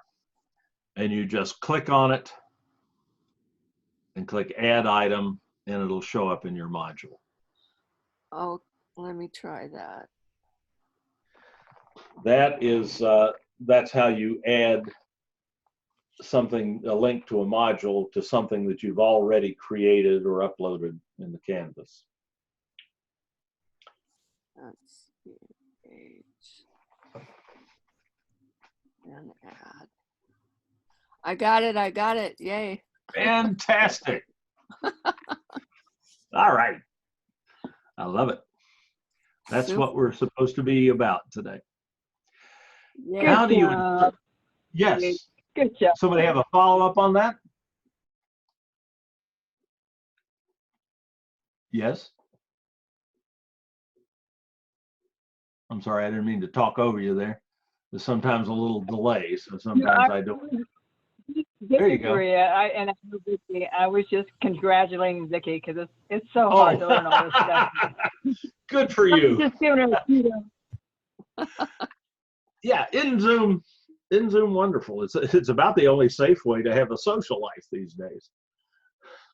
I have a special Zoom account for our friends in the neighborhood here where we get together sometimes and just talk to one another because we don't dare come in within 6 feet of one another. We've got, we just had our first confirmed case of COVID in the county where I live up in Idaho today. So we're already locked down just like you are. We're not supposed to go out except to go to the grocery store or somewhere essential. Anyway, the question is how to insert a YouTube video into an assignment and a module. Cool, we can do that. Well, let's do the assignment first.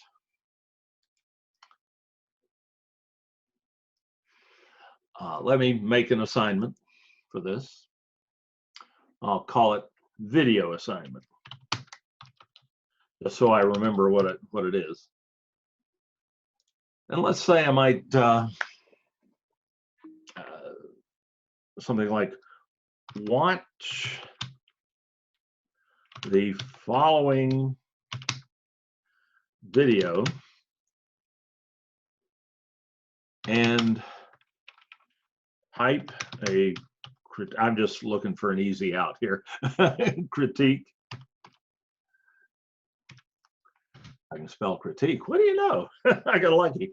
Watch the following video and type a critique in a Word document. Can't spell document though. I'm not getting any closer. Oh, and type a critique in a Word document.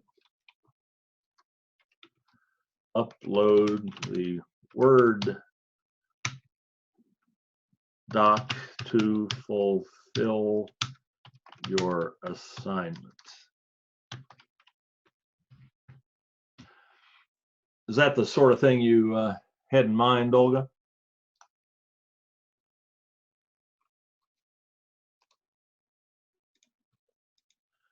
I'm hoping. Okay, so you can embed a video here, just as you can embed a video anytime you're in the rich content editor. You can embed a video in a page, and a discussion post, an announcement, but and it's all done the same way. There's actually several ways to get a link or an embed to a video in here, but I'm going to show you the one I like. Use this tool here that is the Insert Edit Media tool. If you mouse over it, you can see that. And all you need, especially if the video is on YouTube, all you need is the share URL for the video, either from YouTube or whatever. You need the web address, the URL that accesses the video.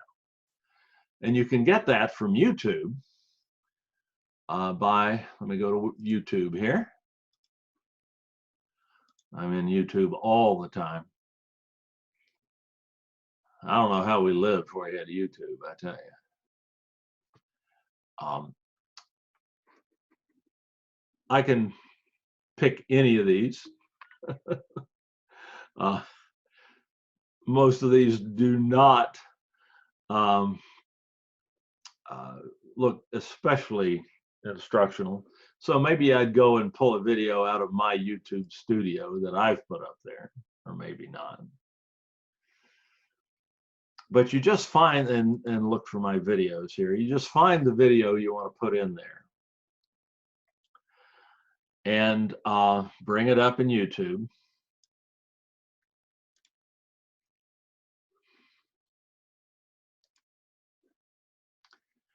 And underneath the video will be a share button. You click on that, and this is the share URL for that video. You can copy that to your clipboard either in the usual way or by just clicking the copy button here.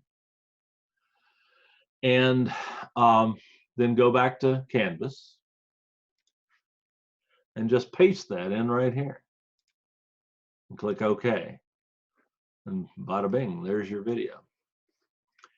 That's an embed, which means it's just a nice looking link. You didn't actually upload the video to your Canvas course. It's still on YouTube. This is just a fancy link that will allow the students to click on this play button right here and just play the video right from within your assignment instructions or within your Canvas page or whatever.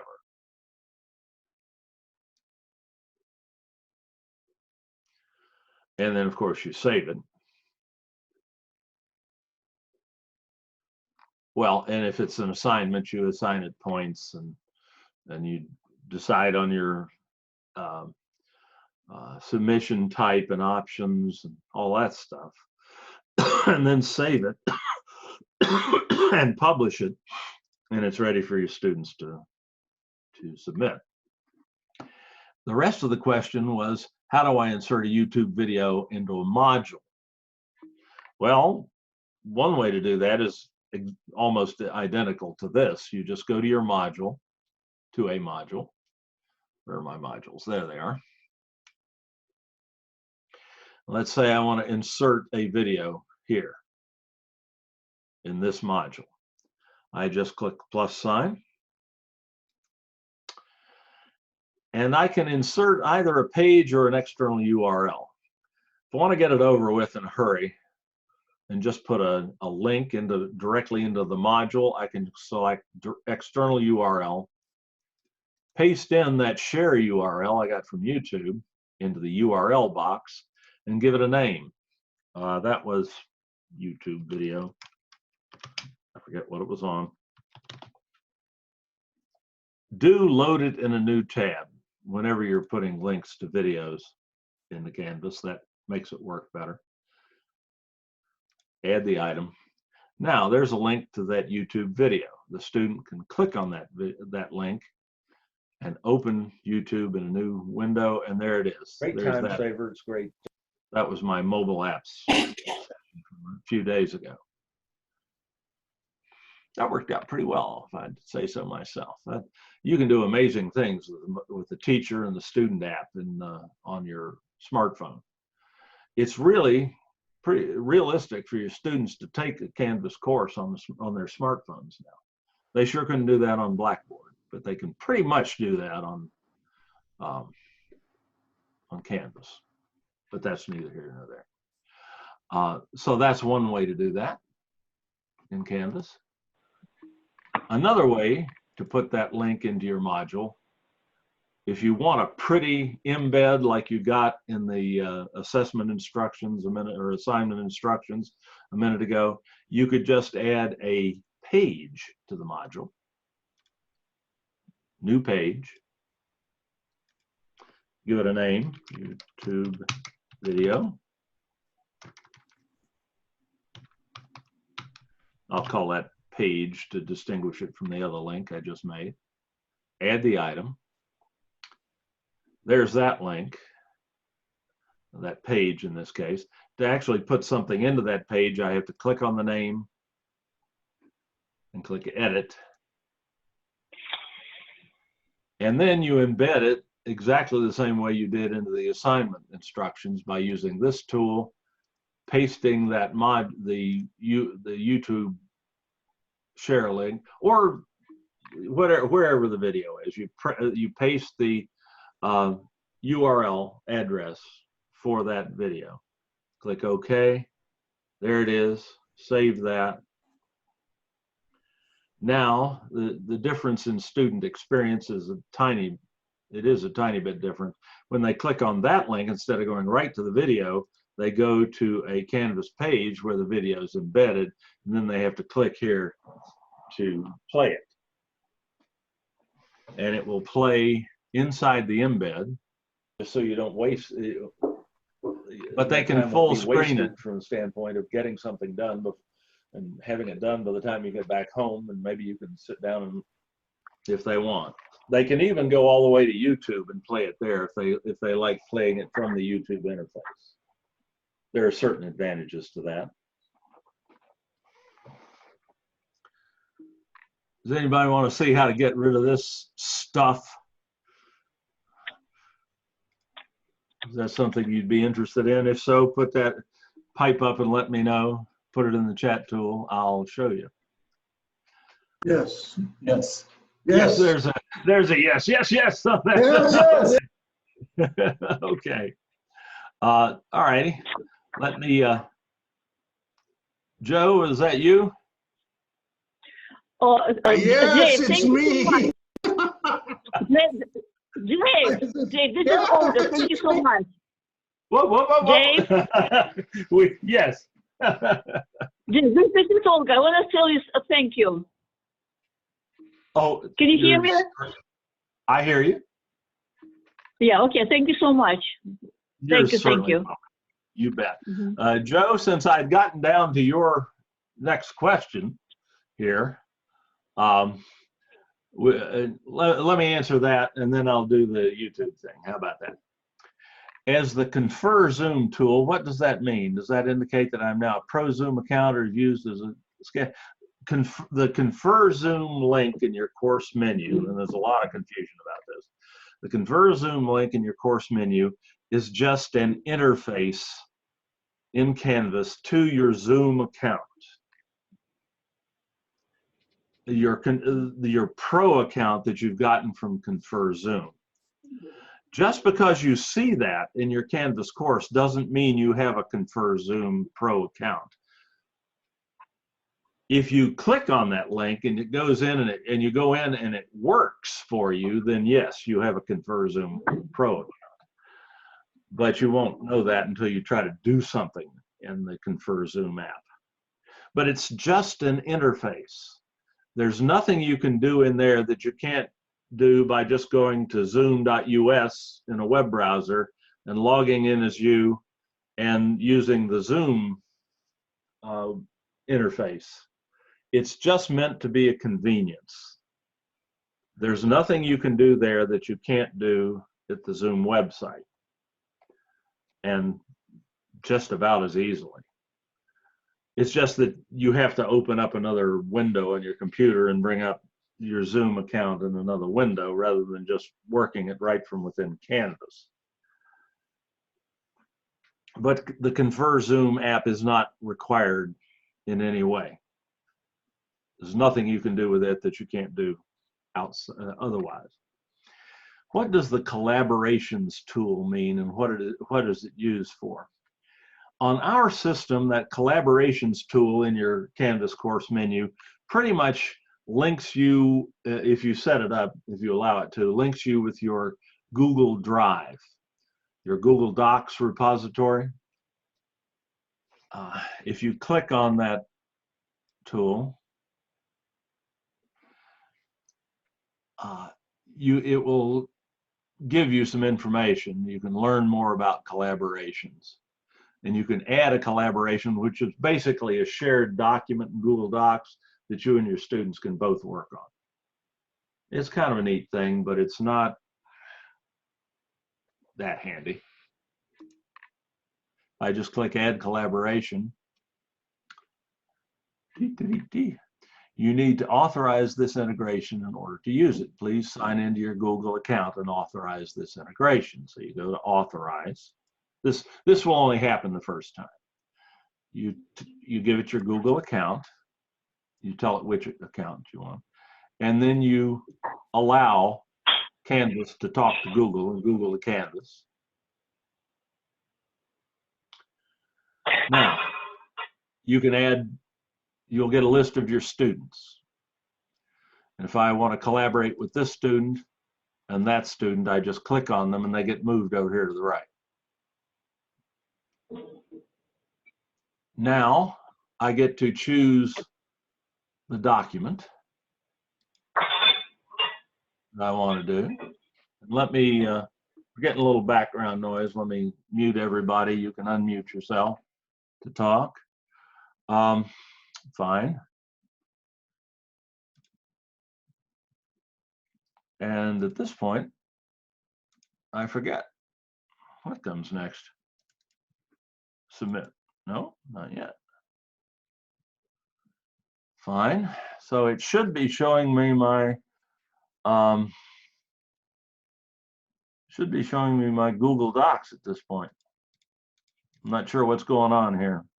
I'll have to troubleshoot this later. But anyway, this is linking your Canvas with your Google Docs account. And I'm not sure what's happening there right now. So is that only a view only? Is that view only for the student? You can control whether the students can just view it or can also edit it. But if you're setting it up as a collaboration, there's not much point in not giving the students a right to edit the document. They can't collaborate if you don't give them the right to do so. If you just want to show the document to them, you can just put a link to it in the module and not share it with them. So this would involve you probably sharing that document with your students. And I don't know why I'm not moving ahead here. Maybe it's something I've forgotten about how to do this because I don't use this very often. But I'll look into it and see if there's a problem. You may have to choose a document on the top, a spreadsheet. Well, that's just it. It's not giving me an option to do that. That's what I'm wondering about. Oh, wait a minute. It does give me a, all right, let me think of something that it might have on there.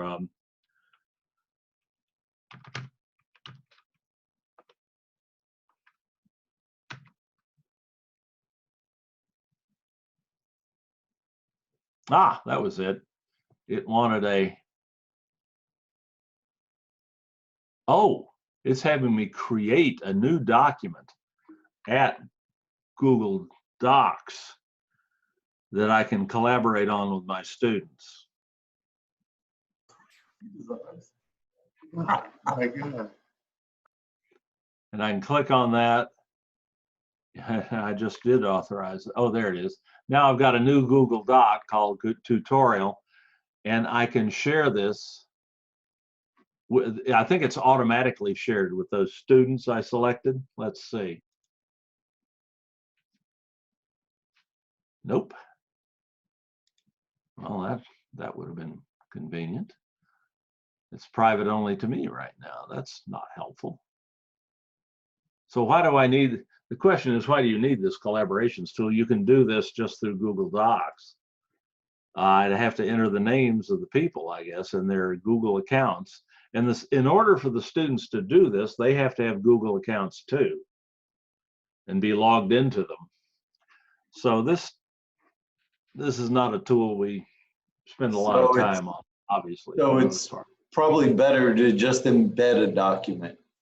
Yeah, I'd think so. That would be my inclination. But that's not the end of your question here, I see. One question in 5 parts. How are all files that are put into other tools ultimately stored in the Files tool?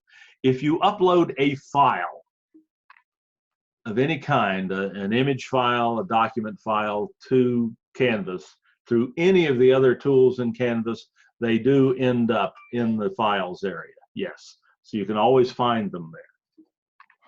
And you can get rid of them, or you can edit them if it's something you can edit online and so on. So yes, the answer to that would be yes. Can you create in the Modules tool weekly lesson plans to include a lecture, assignment, quiz? Yes, absolutely. That's the whole idea behind the Modules tool. You could create week 1 lesson plan, and you can include lectures, lecture recordings, or lecture notes in a document, assignments, quizzes, all of that. Absolutely, that's exactly how the Modules tool is supposed to work. And that's what I'm kind of trying to show whenever I've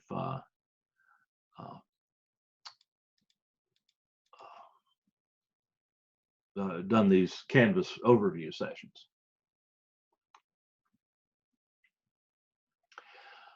Let's see, I am looking for the March 23rd morning video. Have you published it yet? That's a good question. Let me look. First off, I got to remember what that was. Let me go and look for it here. I've got that up. There's my email. Let me pull that over here. Pull up That my was email. Monday morning, Dave. Yeah, Monday morning, but I need the schedule to remember what I was doing on Monday morning. That was the beginning Canvas. Oh, that helps. Canvas overview. So Yes. I date them when I put them on the site. So let me look. Scroll up. Scroll up. No, I don't want to do it here. This doesn't tell me what I need to know. I need the my on-demand site here, which I have open somewhere. There it is. That's what I need.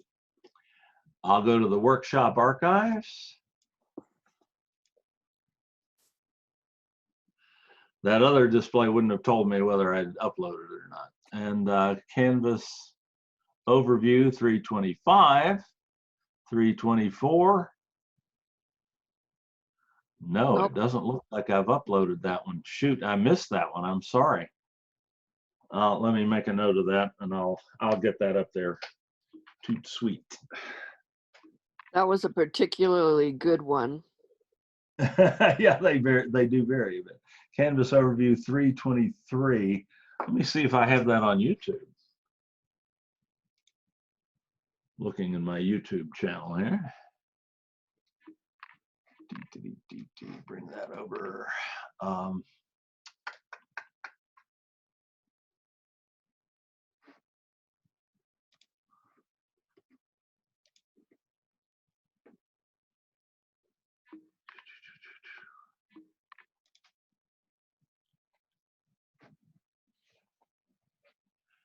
There's 325, 324.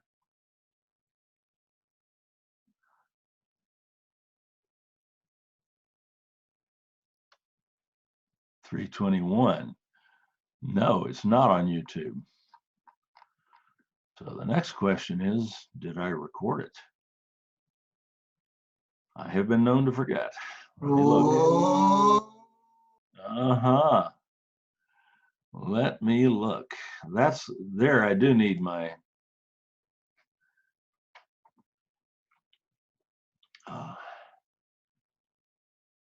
my Zoom folder.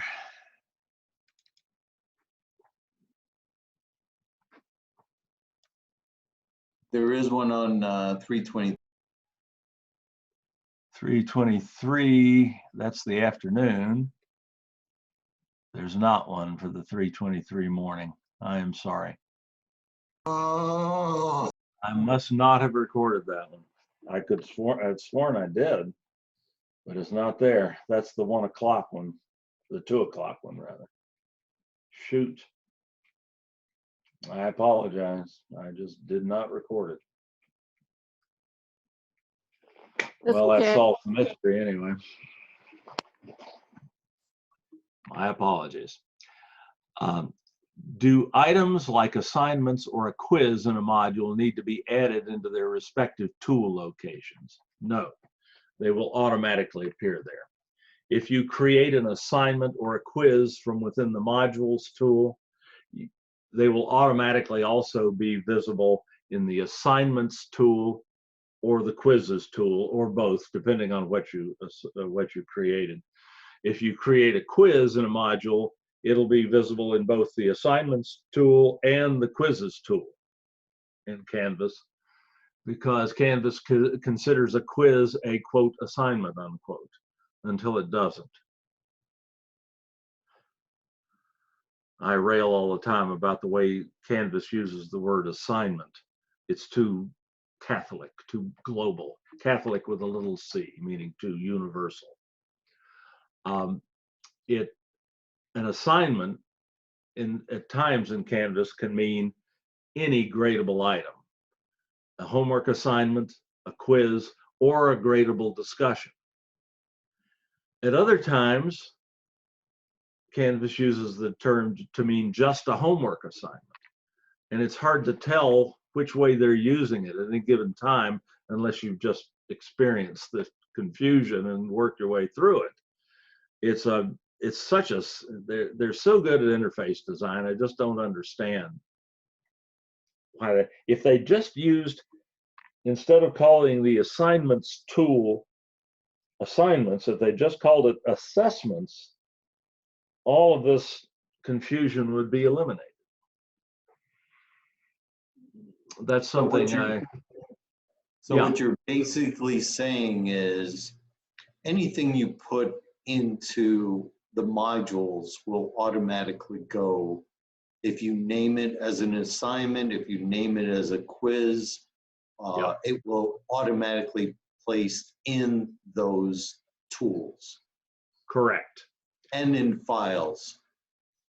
Yeah, if you upload a file to a module, it goes into the file manager, and what goes into the module is just the link to it. Correct. So you can always find all of your assessments under assignment, the assignments tool. You can always find all of your quizzes under the quizzes tool, and you can always find all of the files that you've uploaded to Canvas in the files tool.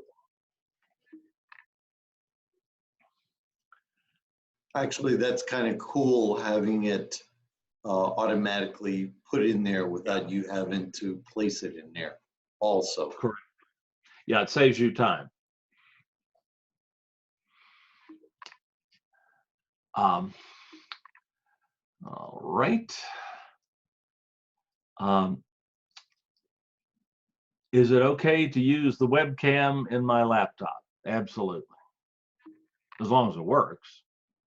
You'll know right away if you go into a Zoom meeting and your camera in your laptop is died, you'll know, you won't see yourself. But yeah, the laptop cameras are usually just fine.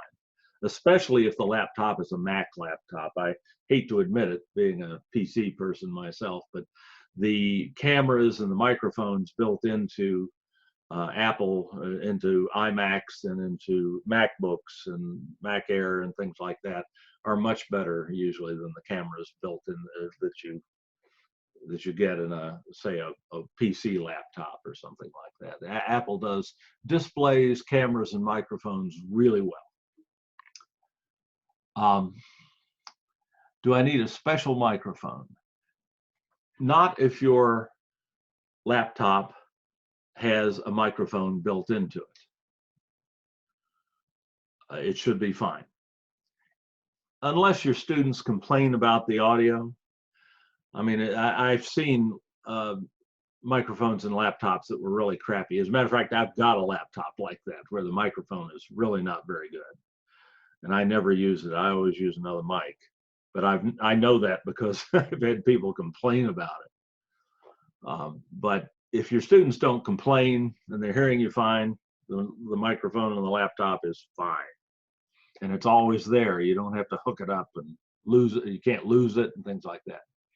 Can I continue to use a phone for audio communication? Sure, that works fine. Just be sure you have an unlimited long distance account, because those dial-in numbers that you get for audio on Zoom are not toll-free numbers. And some of them are located as far away as New York City. So be sure that you're not running up long distance charges when you use those.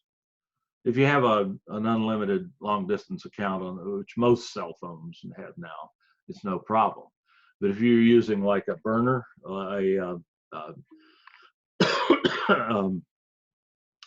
no contract cell phone, they probably won't have unlimited long distance. So be careful.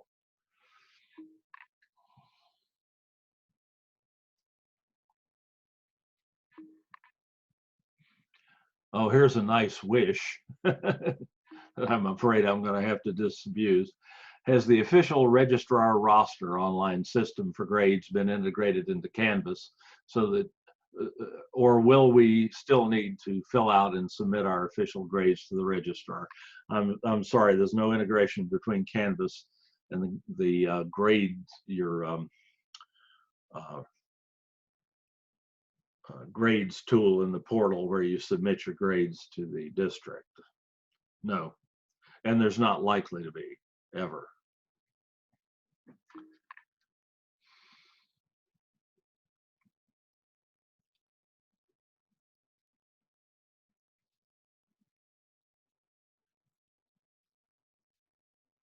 Well, that's interesting. My question is about making my Zoom videos available to students. I'm still on a basic Zoom account, so I can't save to the cloud. It saves to my computer and takes ages to convert. Yeah, they can take a while. Don't usually see them take more than an hour or two. But I guess if the machine were slow enough, and that conversion only runs while the computer is on. If you like turn off your laptop, if you run a session on your laptop and then turn off your laptop, the conversion, the saving of that video, the conversion to your hard drive stops. It'll automatically start again when you boot up the laptop again. But I always, when I do that, I always make sure I leave my computer on until that little blue bar goes all the way across the screen that shows the progress of the conversion. So on a slower computer, that could take a while. I empathize. They should, like I say, the secret is just leave your computer on until you're fairly sure they've all converted. And it shouldn't be too lengthy, but I could understand it could take a while. So I'm always careful just to leave the computer on until I'm sure the thing is finished before I turn it off. And that's not always convenient, I know.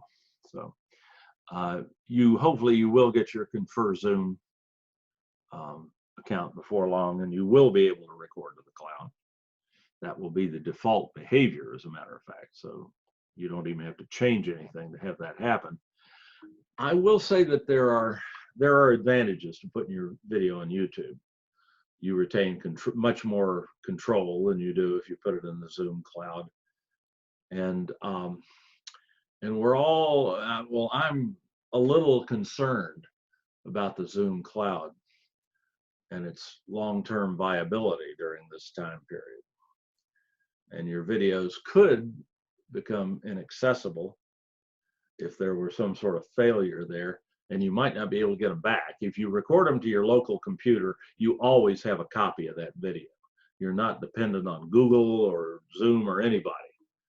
And if something happens to the copy you've put online, you can always put it online at a different site or upload it again.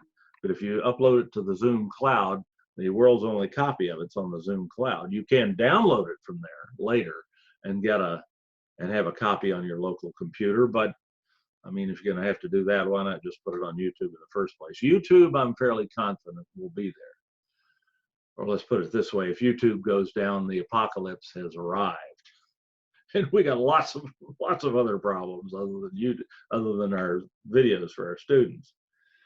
So my preference is to use YouTube, but I understand if it's taking you forever to get those rendered to your local computer. I can understand the attraction of the Zoom cloud. Even the folks that confer Zoom, though, recommend that you eventually that you download that video from the Zoom cloud and then upload it somewhere else so you can keep it safe, because they're a little worried about the long-term viability of the Zoom cloud too, apparently. And if you're going to have to do that, why not just put it on YouTube in the first place? Because you can be fairly confident you'll always have it on YouTube. Or, as I say, the apocalypse has come. So that's one old fat man's opinion. It's worth everything you paid for it. Oh boy, I try uploading my MP4 to YouTube, and even the ones that are not too long get labeled processing abandoned. I think we dealt with that, right, Allison? I don't know if Allison's still here or not. Yeah, I think we've talked about that, so good.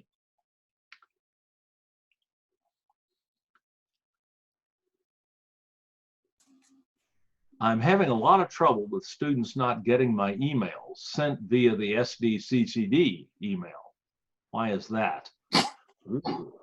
Ooh, that's not good. I take it you're sending it either through the portal, your roster in the portal, or you're sending it just through your district email, your OWA, your Outlook webmail interface. Just through district email. Just through district email, and they're not arriving. A lot of them aren't. Have you seen any pattern in that? I asked that because somebody the other day emailed me they were having trouble sending to students with Hotmail accounts.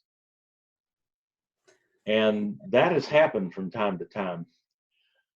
From time to time, the district and various free email providers have gotten at cross purposes with one another because a student has misbehaved on one side or the other, and they lock each other out. More often the free providers block email from the district because somebody at the district, not you obviously, but somebody at the district, a student, the student wouldn't have an account, but something's come out of an email account at the district that has probably been hacked or spoofed or something that the email provider has blocked, and then they just block the whole district for a time. So that can happen. You might try sending an email to them through Canvas. I've sent emails through my personal email, and then they'd get it, and then but they don't get it. Or that. Yeah, that's what it sounds like. It sounds like there's a provider out there that may be blocking our emails. Yeah. did the students look in their spam folder, their junk email? Some of them have. The only reason I actually know this happened is some students contacted me saying other classmates had gotten an email and they hadn't. Exactly. So, yeah. Exactly. Yeah. But then you sent to the same email account from your personal email and it went through. Right. Yeah. Yeah. That sounds like one of those circumstances where the email provider, like Hotmail, or that's Microsoft, by the way, or Google or Yahoo, is blocking emails from the district, which really sucks, but it has happened in the past. Yeah, I haven't noticed this particular provider, but I'll check. It's hard to tell who isn't getting them because I don't hear from them. I only hear from. Right, it's hard to know who's not getting unless they ask you. Right. So, but for the ones that you've heard from, would you look and see if there's any pattern and let me know? I'd be fascinated. Thank you. Thank you.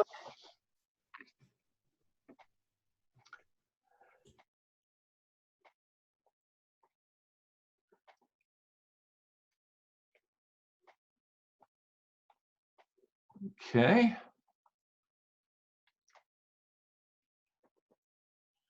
Then we talked about putting YouTube videos into Canvas.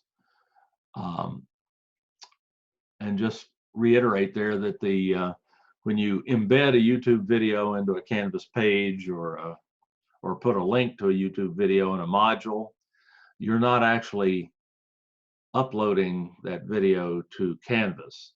You're just putting in a fancy link that the students can follow to get to it on YouTube. How do I transfer an assignment from one shell to another? That's easily done. You have to go to the Canvas shell that you want to copy the assignment into, the destination shell, the one where it doesn't exist yet. So let me do that. Pull up Canvas here.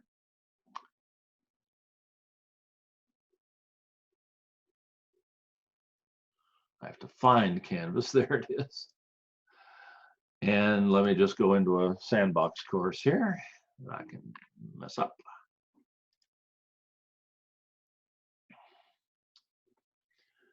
And this specifically was asked about an assignment. So let's say I want an assignment in here that's not in this course, but I have in another of my Canvas courses.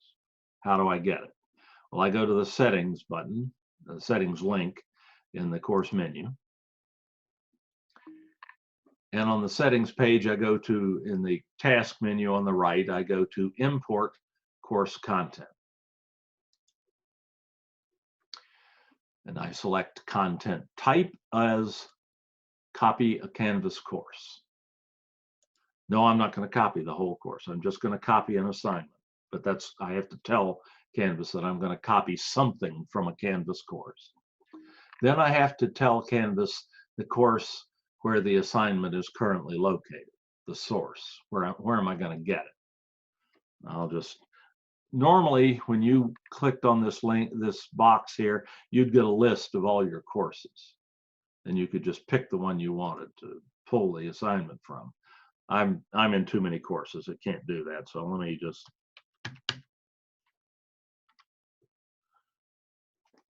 let it search for one.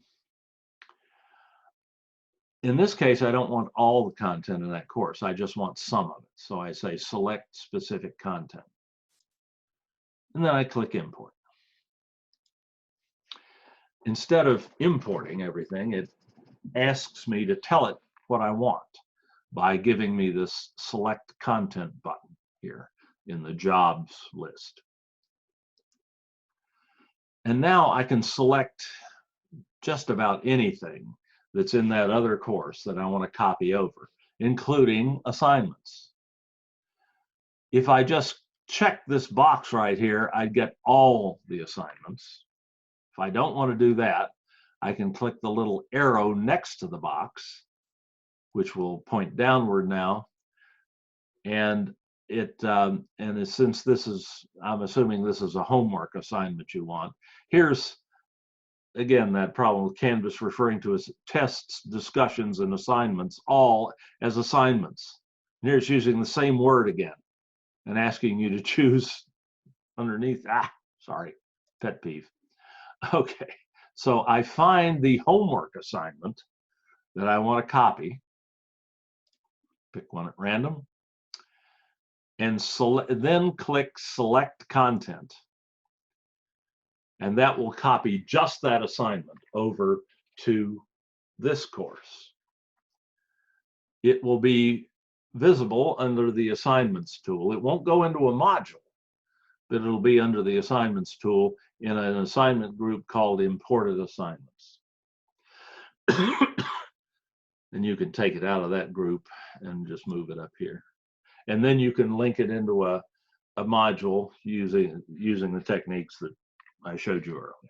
So that's how you move a particular assignment or any particular bit of content or assessment or anything else from one Canvas course to another.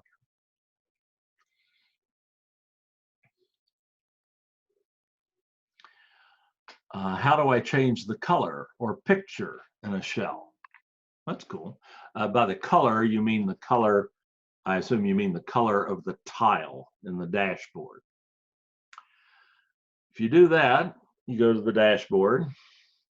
If you mouse over your tile here, you see a little menu button in the upper right-hand corner. And you can change the color of that tile. I like a nice teal. Be aware, however, that that only changes that for you, not for the students. The students' color, the color of the tile on the students' dashboard is determined locally in their account. So you can't make sure, you can't say, okay, students, go to your dashboard and click on the tile in teal. That won't work because their tile will probably have some other color. But that's how you can fix yours. If you want a picture inside this tile, you go into the course and go to the settings button, the settings link in the course menu. You spend a lot of time in that. That's kind of like the control panel in Blackboard. And the image for the tile for that course is right here at the top of the Details tab. You just choose an image from your local computer by uploading it. Click Upload. You find the tile you like. This was a sand. I bet I don't have like a sandbox picture somewhere. Let's see. Can I ask a quick question too about that process? Yes, absolutely. I've had to upload a lot of my, I've tried to grab photos from my phone for that, and I have to upload the photo to my files, and then when I go to, well, basically I can write on the photo from my phone, and I like to use those images, and right. in order to get it to where you're talking about, I have to select it from my files, I think, or no, from the computer, from the local computer. So is there a more expedient way? I've been unable to access the ones that are like in my files, I think. Well, let's see. So you want to get a photo that you've edited from your phone into Canvas. Not only into Canvas, but particularly like my profile or the card, the what you're talking about. No, you can upload it from Canvas into or from your phone into, I think you can upload it from your phone into your file area in Canvas. But you can't put it like into a profile or into a module or something like that. The Canvas, at least not from the Canvas Teacher app. Okay. I'm trying to think whether where you are right now on the computer, you went to select it.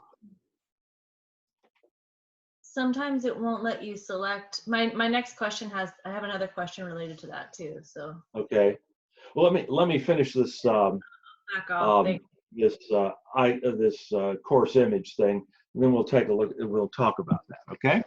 Thank you so much. I'm just going to pick a picture at random here to use as my tile image for this course.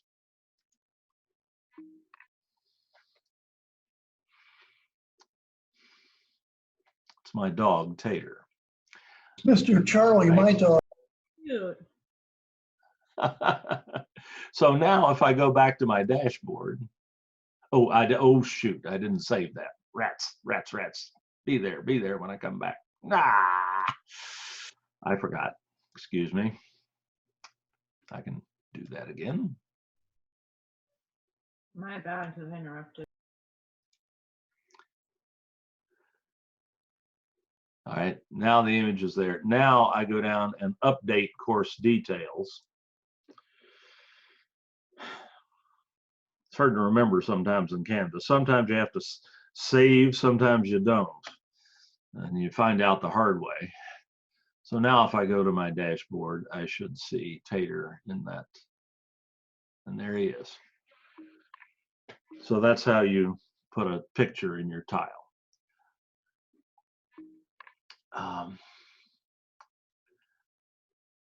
Okay, now we're trying to upload a photo from the phone and get it into a specific place in Canvas. And I actually have like a more important version of that. If I could ask you, what I've been doing is taking notes on my phone and OneNote on my phone during my Zoom session with my students, and then trying to upload those pages. So when I share from OneNote on my phone, it's pretty easy to share it to I can share it directly to Canvas via the app, and it goes under my files. But I was going to see. Goes into my files, right? Okay. Right. So then, but then it's kind of, if I could share my screen, I can show you how cluttered and confusing it looks. If you have any other suggestions. Okay. Let me stop my share. There you go. Go right ahead. Okay. So I'm sharing. Yeah, I think I need to go to this screen.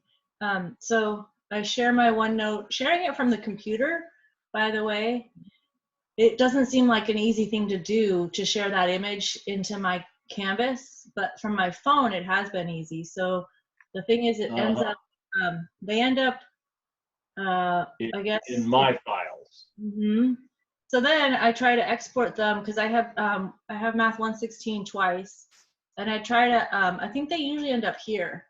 So these are some of the images of lectures that have ended up here, but there's a cluster up at top, and then there's this cluster down here, and then I export them, like, and then I click on, I don't know if I've, let's see, a Wednesday one. I'm pretty sure I already sent this one in, but move it to, and then see how like X course. So a lot of times the 116X shows up, but the 116, actually for my 96, but it's just, it's hard to tell.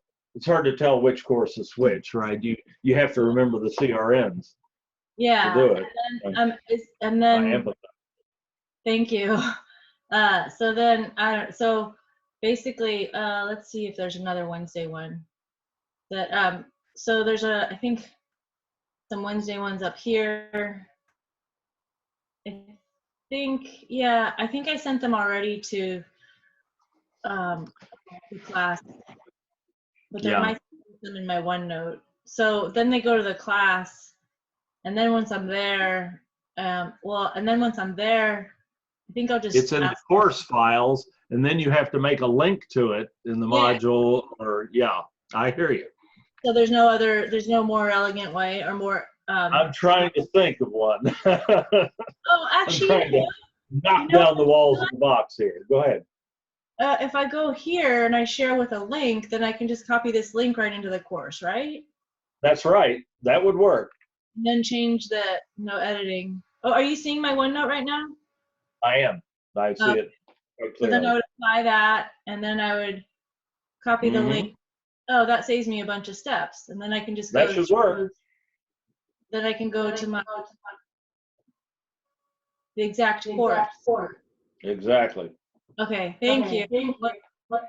Well, you figured it out yourself. You just needed somebody to talk to about it. Funny how that works. I know, right? But can I show congratulations. How about the video? Sorry, the status on the video that I tried to. I've only tried one video since we spoke last time. Right. And it's still like this. Oh, that's good. That's normal. Okay, That's great. It's going to work. It's pending. When you upload a video to YouTube, first it uploads, and then YouTube takes the file that you uploaded and converts it into the format that it needs in order to share it with the world. And that processing takes a little while. And it's the caption. So typically it'll be sitting there, and it's saying 95% processed. It goes right to 95% every time, and it sits there at 95% for a while. But if you come back in a few minutes to an hour, it'll be there. There'll be a little thumbnail for it just to the left of where you're seeing the 95% processed. It'll be ready to share on YouTube. That's so encouraging. Thank you so much. This was awesome. It's working for you. Yay! Thank you. You're wonderful. Thanks. Oh, you're answering your own questions. All I'm doing is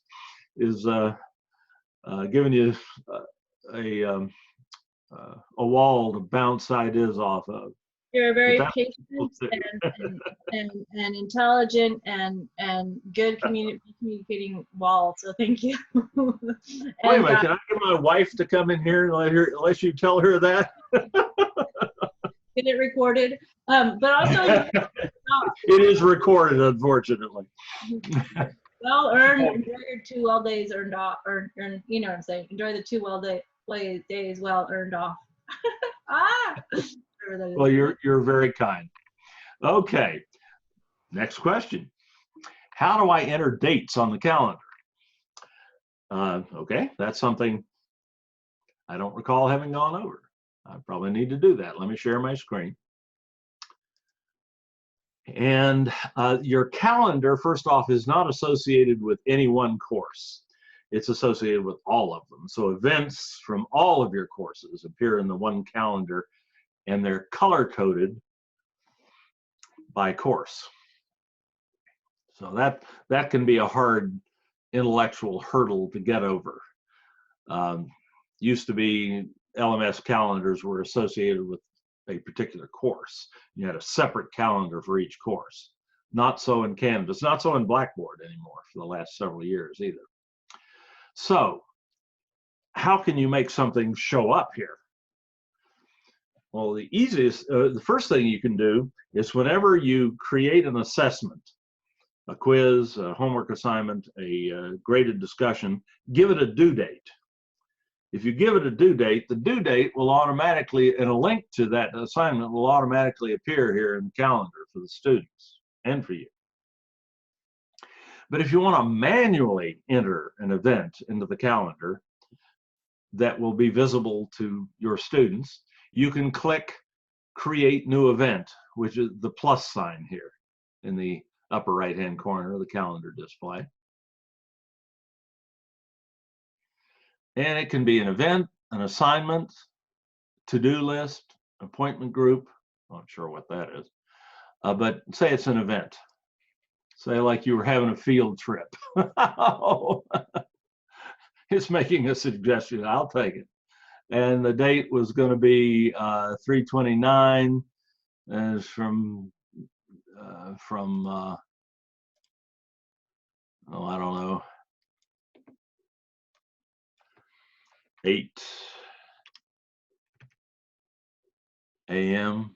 gives me allows me to pick that. No, it's going to make me type it in. Shoot, 8 a.m. to maybe 12 p.m.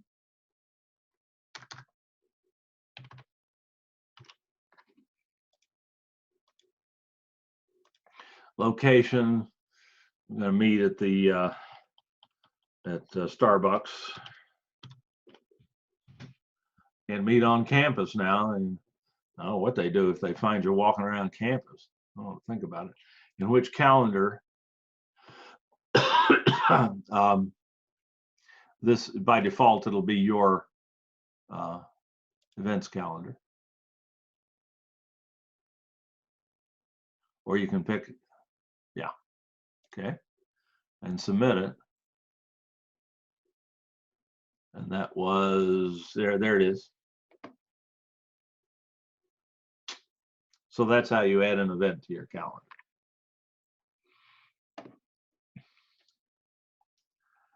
And Allison, I think your video, we just talked about that. Your video is, you're golden there. That video will be available before you know it. YouTube, like everything else, is busy right now, and sometimes it can take a while. Right, you got me. Thank you so much. You bet. Now, I haven't forgotten that promise to show you how to prevent those pesky little suggested videos popping up when your students play one of your videos that's stored on YouTube.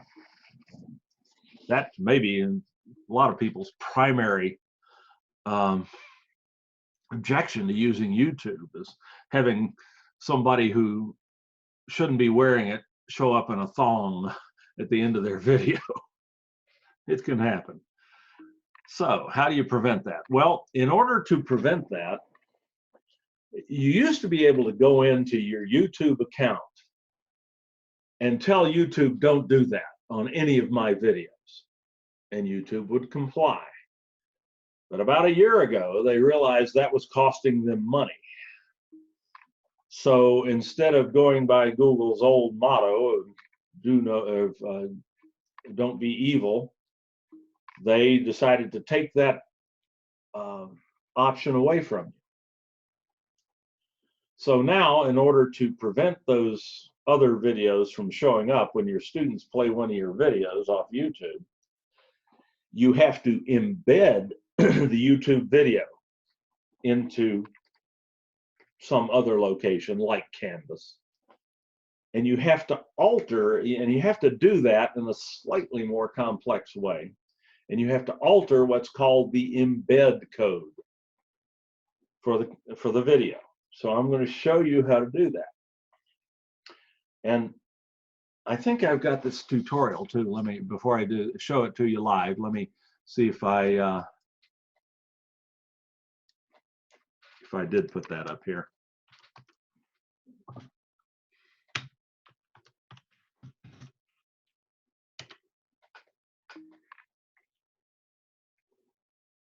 There it is.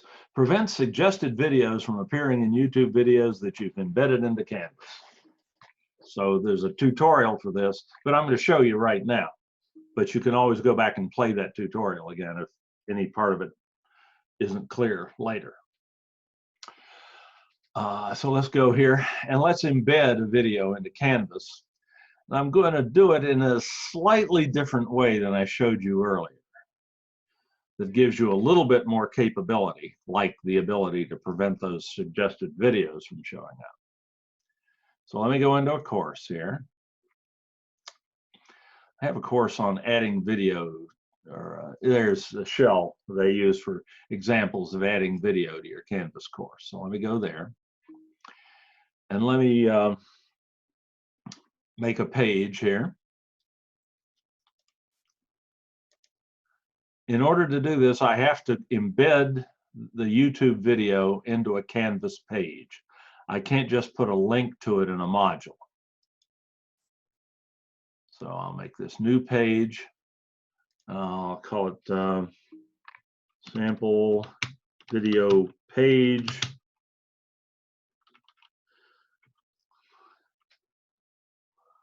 Look at that. There's a page for this already. Prevent suggested videos from appearing in YouTube was a page that I already had. So I'll bring that up and I'll edit it. That's right, I used this shell when I was making that tutorial. All right, one of these videos, these are two very short videos. One of them, if I play it. Hi everyone, welcome to our seminar on adding video to your Canvas course. Let's find some video and get it into Canvas.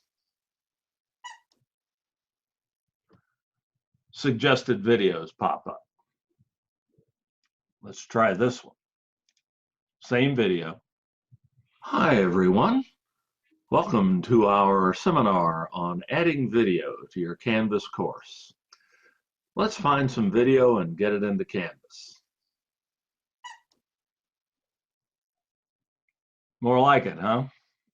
How did I do that?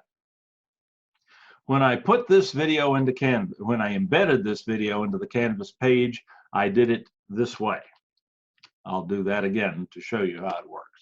I went to that same Insert Edit Media tool that I showed you before, but instead of taking the general method for embedding the YouTube video, I went to the slightly more involved option of the Embed tab here under Insert Edit Media. I clicked on Embed, and now instead of just asking me for the URL for the video, the link, the web link, Canvas is asking me for the quote embed code unquote from YouTube.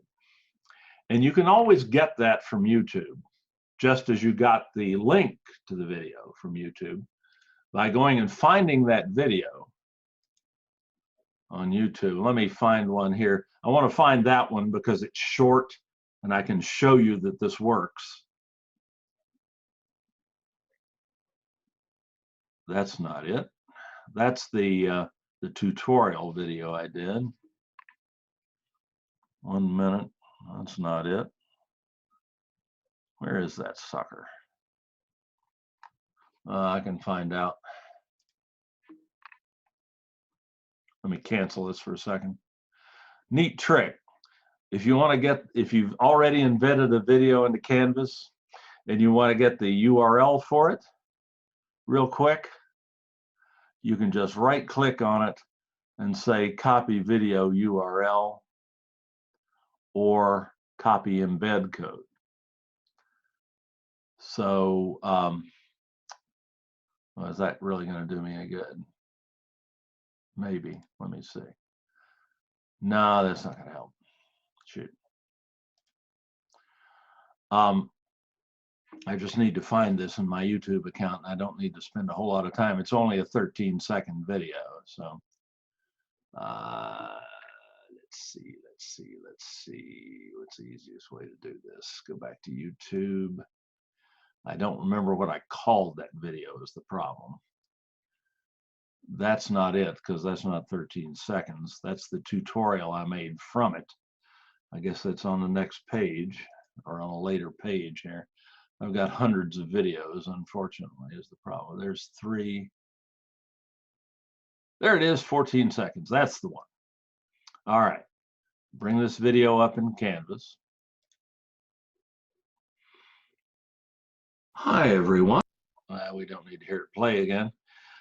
I go to the share button for the video, underneath the video, and I click on the embed link here. Instead of just copying this link, I go to the embed, and I have to, this is the so-called embed code.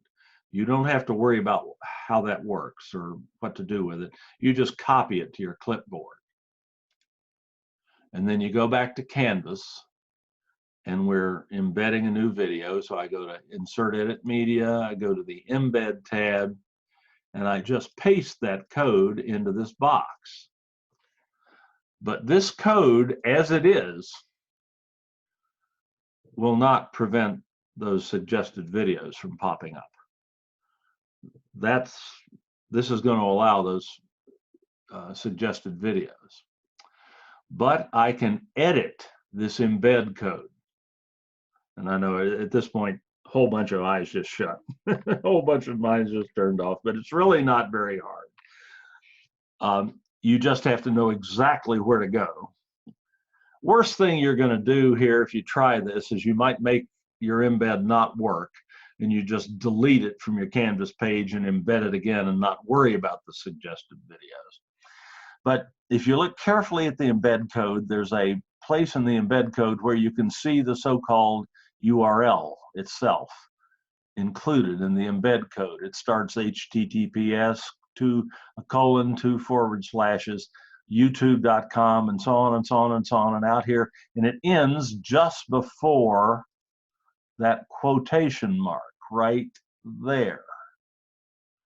So you put your edit cursor right there by clicking on it, and you type in the following characters: question mark, lowercase REL, an equal sign, and a 0. And then you click OK. Question mark, REL equals 0. Right at the end of the URL and before the quotation mark, and then click OK. And now if you play that video in Canvas. Hi, everyone. Welcome to our seminar on adding video to your Canvas course. Let's find some video and get it into Canvas. Magic. YouTube's not especially enamored of you knowing how to do that, and they may kill off this particular option at some point too. But so far it still works.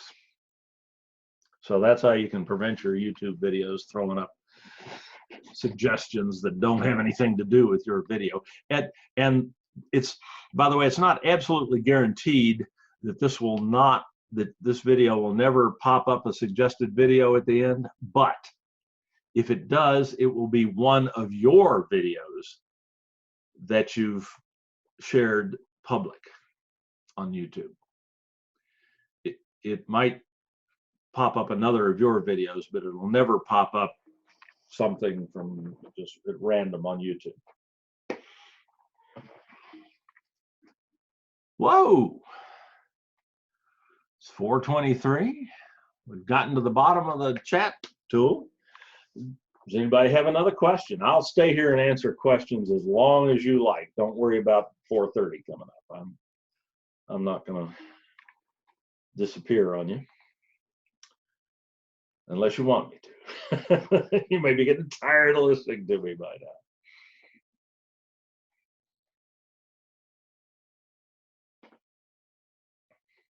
Anything else? Love these sessions. I love it because we get into so many different things and sometimes things that I haven't thought about for a while. So I apologize if some of the answers were a little awkward, but I can usually get to the answer. If I can't, I'll ask you to email me the question again, and I'll look at it when I'm not distracted by communicating, and I'll see if I can figure out the answer or figure out a way for you to do what you want to do. We've already had a couple of those today.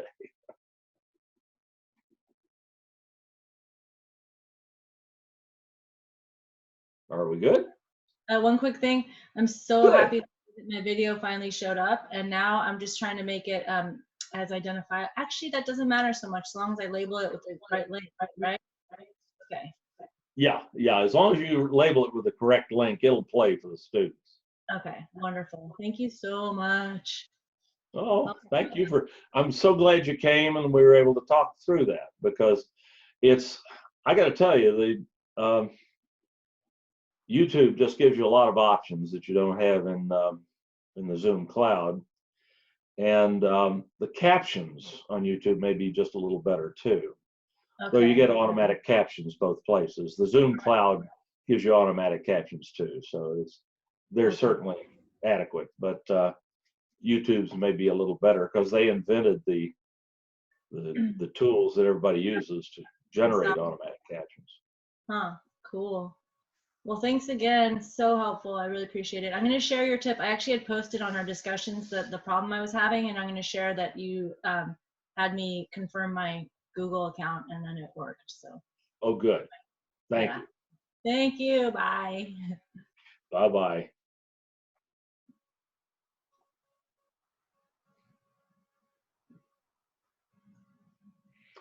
This was always the fun part of the instructional design coordinator job.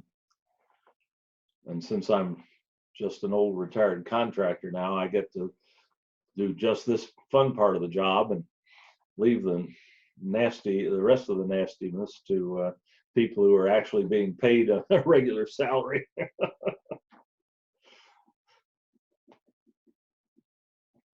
If I could have done that before, I probably wouldn't have retired. All right, folks. Not hearing anything else, I'm going to stop my share and stop my recording.